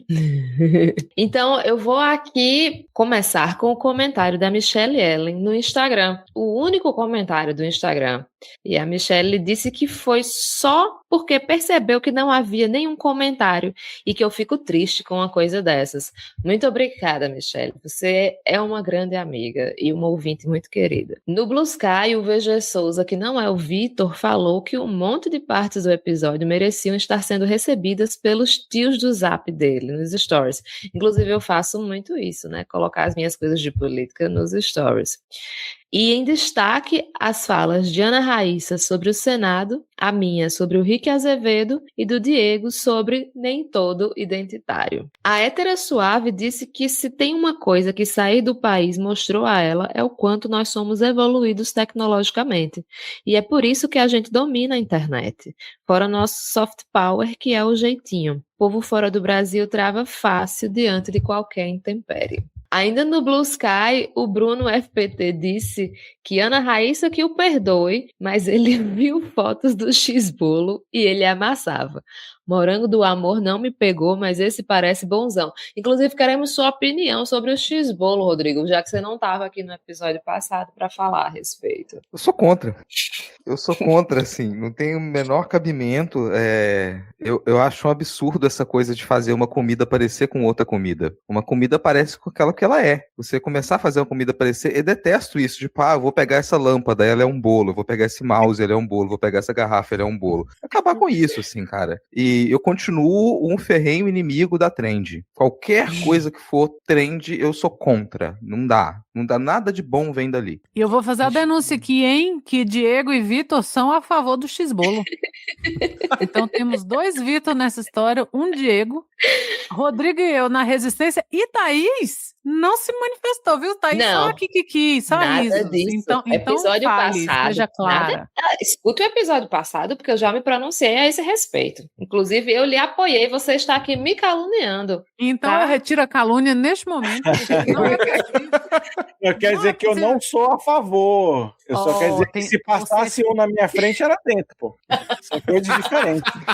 Não, vai lá. Não, queremos a opinião de Rodrigo comida e Bastos. vacina não se Manda aí. nega, né, Diego? Tipo, Mas aqui tem posicionamento, Rodrigo Bastos. Qual é a sua Não. opinião? Você é a favor ou Cara, contra o X-bolo? eu fui agora procurar agora o que era o X-bolo, porque vocês estavam falando. Vocês falaram no outro episódio, e eu falei assim: o que é um X-bolo? Só agora que eu entendi que era um X tipo de lanche, de hambúrguer, né? Tipo de um X-bolo. E eu tô vendo a foto e eu tô falando. Eu não tô entendendo muito qual que é a ideia. Porque, A ideia, assim, era um bolo, parece um mini brigadeiro bolo. e outro bolo. Cara, olha, não é um negócio que eu faria na minha casa, entendeu? Mas eu acho que eu tô um pouco com o Rodrigo, com o Diego, que se eu tô na casa de alguém, me chega e me fala, quero um X-bolo, eu não vou, tipo, olha o meu tamanho, eu não vou negar, tá ligado? Eu não posso mentir aqui, tá? Se tiver sem vídeo, eu podia até falar, né? Não, imagina, eu sou fitness. Um argumento fatal desse. É isso. Ai, que raiva de vocês. Então, mas tá quase empatado aí, né? Tá para Ninguém aí. solta a mão de contas e os a ninguém, hein, favor. Thaís e Rodrigo? Não. Não, O não bom é que soltei, foi não. distribuído os Rodrigo, um para cada lado. Agora eu vou quebrar aqui uma tradição e eu vou ler um segundo comentário do Bruno, porque ele compartilhou no Blue Sky um livro que eu compartilhei no grupo. E aí eu vou compartilhar com os nossos ouvintes, que ele trouxe aqui uma sugestão de literatura hot para o Midcast, que é o quê? O CEO bolsonarista e a professora de sociologia. Falando em literatura hot, não queria falar nada não, mas assim, quando o Diego falou sobre a questão da cadeirada, também acho que da Atena, tudo, já existe livro hot sobre a cadeirada da Atena, uma pessoa que se apaixona por uma cadeira senciente. Entendeu? E eu fui no final de semana. Porra, não, calma. Eu preciso Começou eu achando que ia ser uma fanfic entre o da Atena e o. Não. E a cadeira também. Muito pior. Eu também. O Yaoi, Eu entre fui no Datena e Marçal. Eu fui no final de semana de encontro dos amigos lá do RP Guacha, e aí, por um acaso, eu citei a questão do episódio do podcast, né, da gloriosa dinastia Lancaster, né? E eis que de repente surgiu das profundezas as pessoas que gostam de ler literatura hot, independente, que são umas coisas bem alternativas, e aí veio a ideia, tipo, disso, o cara que se apaixonou pelo chuveiro elétrico, o cara que se apaixonou pela cadeira do Datena que bateu em alguém e depois criou consciência de classe e consciência de verdade, entendeu? E virou senciente, entendeu? E aí, cara, e aí tipo, tem romance do cara que se apaixonou pelo miojo, e aí e foi embora, assim. Eu não me canso. Desculpa, fecha o parênteses, o editor pode arrancar tudo isso. Não, isso vai pro pauta livre por qual objeto inanimado você se apaixonaria. Vou começar a pensar desde já. Objeto eu não sei, hein, mas o peixe do mal lá do Procurando Nemo, eu não... Eu achei me que veio era... aqui na cabeça. Eu achei que era tá aquele do Del Toro. O do Procurando Nemo me pegou de surpresa. Pensei que era O que pelo tem uma menos cicatriz o do Del assim, Toro. ó, ele é do mal. Não sendo o peixe do mal da Netflix que eu falei um dia desse, tá tudo bem. Chega! Próximo comentário. Fefe, ou Fefe, disse que é importante falar também que o Petro não se candidatou porque não existe reeleição na Colômbia, assim como na maior parte da América Latina, não porque ele não quis. Não, porque não existe um PSDB em cada país da América Latina. E para finalizar, o último comentário do Luan Carleto, ele disse que é sempre um prazer ouvir a gente e que sempre vai ser fã de Ana Raíssa por ser o tipo de pessoa que usa um fio de Ariadne numa conversa. Adoro o trabalho de vocês. Essas foram as cartinhas da Xuxa desse episódio. Obrigada e comentem em todas as redes sociais. E por conseguinte também fã de Rodrigo Basso, que usou o mesmo fio nesse mesmo episódio. É verdade. E por falar em fio de Ariadne, nós queremos aqui agradecer as pessoas que rodam a nossa roda do destino, né, que fazem a nossa vida caminhar neste podcast, que mantém as luzes acesas, os nossos apoiadores. Ana Carolina Ribeiro, Matheus Brusaca. Mas esse mês é Matheus Brazuca, porque tem Copa, então também. Bárbara Aguiar, Ana Carolina Mitchell, Carolina Fernandes, Sebastião Ferreira, Ouvinte Misteriosa, Ricardo Gialotto, Edna de Lourdes, Lia Drummond, Camila Braz, André Rezende, Donaldo Spor, Ouvinte Misteriosa 2, Eduardo Vasconcelos, André Benjamin, Bianca Damascena, Denis Almeida, Jorge Alfradique, Guilherme Anselmo, Elisnei Menezes, Flávio Schiocket, Marina Duarte, Eduardo Leão, Joana Porto, Gabriel Pires, Wagner Gomes e Rodrigo Rocha. Muito obrigado. Como ficaram beijos pendentes do episódio passado, hoje vai mais do que beijo. Fica aqui uma mensagem imaginativa para as nossas sacerdotisas dionisíacas. Bruno Teixeira, Lelê Riso, Maria de Fátima, Mariana Zampol, Carolina Leão, Hugo Albuquerque, Laís de Moraes, Cristine Medeiros, Pablo Cardoso e Rene Barcelos. Um bacanal para vocês. E as nossas moiras do destino, na categoria Ministério do Amor, Tiago Luiz Pereira, Amauri de Melo e Alanda TI. E vamos ter enquete essa semana, Diego Schinello? Temos, e é uma enquete talvez até metalinguística, talvez, que falando em pesquisa, o MidQuest, né, quer aí ajudar nossos co-irmãos institutos de pesquisa e quer perguntar que outras perguntas sobre Tari Flávio devem figurar nas próximas pesquisas eleitorais. A primeira opção, entre Lula e Tari Flávio, em quem você confiaria para levar a sua avó no jiu-jitsu? A segunda opção, qual dos seguintes cenários te faz querer rasgar o cu na unha? E aí uma descrição dos cenários eleitorais. A terceira opção, você ficou sabendo que Tari Flávio se cagou em rede nacional pelo menos uma vez? E a quarta opção, você ouviu o áudio em questão, entre parênteses, do Flávio se cagando em rede nacional? Então é isso, votem, né, nos ajudem aí a levar essa ciência ameaçada que é a pesquisa eleitoral adiante no nosso país. E temos créditos finais, Ana Raíssa? Não, pera. Antes dos créditos finais, peraí, a gente tem convidado hoje, assim. Então, é porque a gente faz o encerramento ali no papum, né? Mas fica o agradecimento aqui pra presença. Já é tão de casa o convidado que eu até esqueci. A gente esqueceu até de oferecer água, né? Eita, é verdade, nossa senhora. Se a gente não trata bem, a pessoa não volta. É verdade. Antes dos créditos finais, eu também quero fazer mais uma observação, mas continuem. Rodrigo Basso, eu sei que as pessoas não conseguem te encontrar nas redes sociais. Você é uma pessoa correta. Você não tem perfil em rede social. Eu tentei durante esse episódio inteiro achar o Rodrigo Basso em qualquer rede social e não achei. Não achou. Esse é o meu objetivo. Rodrigo Basso é meu exemplo. Eu ainda vou chegar no momento de poder quebrar meu celular. E não tem. Nossa. Mas, mesmo sem E a gente, redes sociais, Rodrigo, bora gravar. Cadê o Rodrigo? E o Rodrigo nada, porque E eu ele não tem vou celular. estar, sei lá, cheirando grama com agrotóxico. Não vou. Não tem mais celular. Mas, Rodrigo Basso, assim, as pessoas não te encontram em rede social, mas você quer fazer algum jabá, quer fazer alguma indicação? Quer fazer a indicação do perfil de alguém que não é você e que a pessoa pode encontrar? Sim, poxa vida. Primeiro, agradecer demais por ter vindo pra cá. É sempre gostoso a gente conseguir participar de um programa que a gente acompanha há tantos e tantos anos, né? Então, é legal. Eu até falei pro Rodrigo que é uma alegria, uma dor, né? Porque vai ser uma alegria de a gente vir participar, uma dor que eu falei assim, pô, então não vai estar a bancada completa se eu voltar lá, né? Pra escutar, né, depois do episódio, né? Porque a dinâmica de vocês 5 é muito boa. Né? Mas obrigado mesmo por ter chamado. Eu realmente, depois que o Xandão, né, graça cansada, me bloqueou o Twitter, eu consegui me livrar desse vício, não estou mais em nenhuma rede, mas queria indicar para vocês 2 projetos que eu gosto muito, em que eu faço parte, que é o Perdidos na Estante, né, com a Domênica Mendes. Então, tanto @Perdidos na Estante ou @Domênica Mendes, vocês vão achar o projeto, que é um projeto de literatura, adaptações literárias, né? E um outro projeto que eu gosto bastante, que daí fica como indicação, porque eu não faço parte, só apoio também e ajudo, é o RP Guacha. É um episódio de RPG, de uma partida de RPG, mas ela é gravada e editada como um audiodrama. Então, independente se você gosta de RPG ou não, se você gosta de escutar uma história ali sendo contada, é uma história coletiva ali sendo contada e editada como um audiodrama. Então, os 2 aí, projetos eu indico, né? E estamos, não precisa nem tratar muito bem, a gente volta mesmo se não tratar muito bem. É só basta o convite, né? Estamos aí. É isso aí, gente. Ó, então vamos lá seguir Perdidos na Estante, RP Guacha. E a tarefa é: deixe um comentário nas últimas postagens do Perdidos na Estante, do RP Guacha, falando: Basso, volta com o Covil de Livros. Porra, assim, não precisa ser um de livro, seria legal, mas poxa vida, se vocês pudessem deixar realmente um comentário pra falar, vim aqui porque o Sr. Basso indicou, porra, ia ser muito foda. Ia ser muito bom mesmo. Agora sim, Ana Raíssa, créditos finais.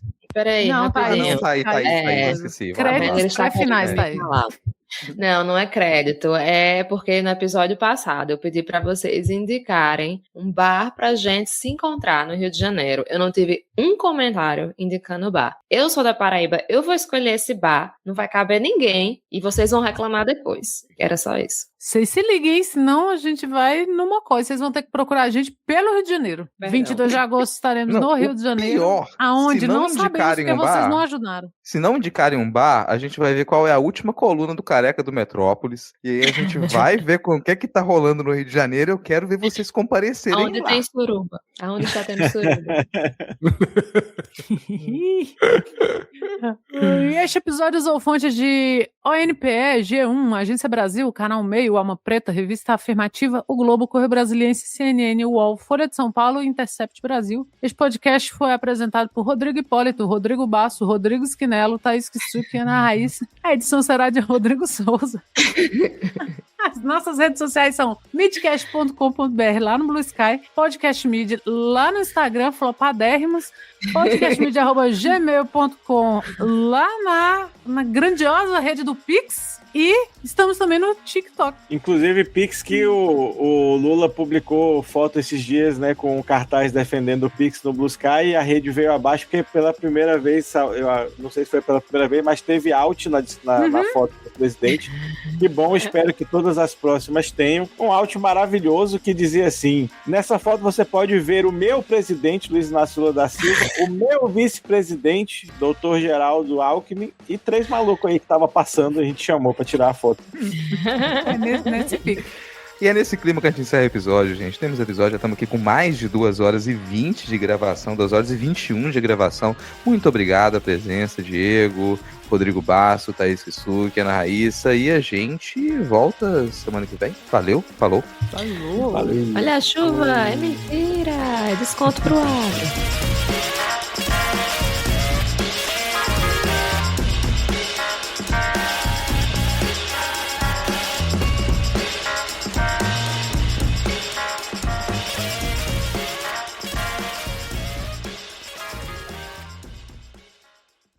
Semana que vem tem episódio ao vivo, pauta livre, né?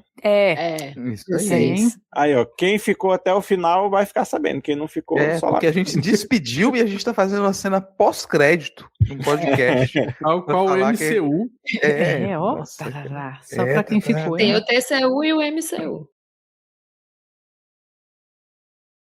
Então, sem mais delongas, caralho, não tem texto na pauta. Não, você vai ter que improvisar. Puta que pariu, eu ainda perguntei, viado. Não, eu cogitei falar pra você, deixa que eu apresento, mas você se dispôs tanto a falar, pô, vou começar? Pô, Não, manda ver, eu vamos ver o fui que sai. porque tu não gosta de ler, agora eu esqueci que tu tem óculos, antes tu não enxergava. Mas eu só ia me dispor a apresentar porque não tem texto pra ler. Ah, Então, olha aí. pronto, ainda tá em tempo. Então, Apresenta. apresenta. Vai,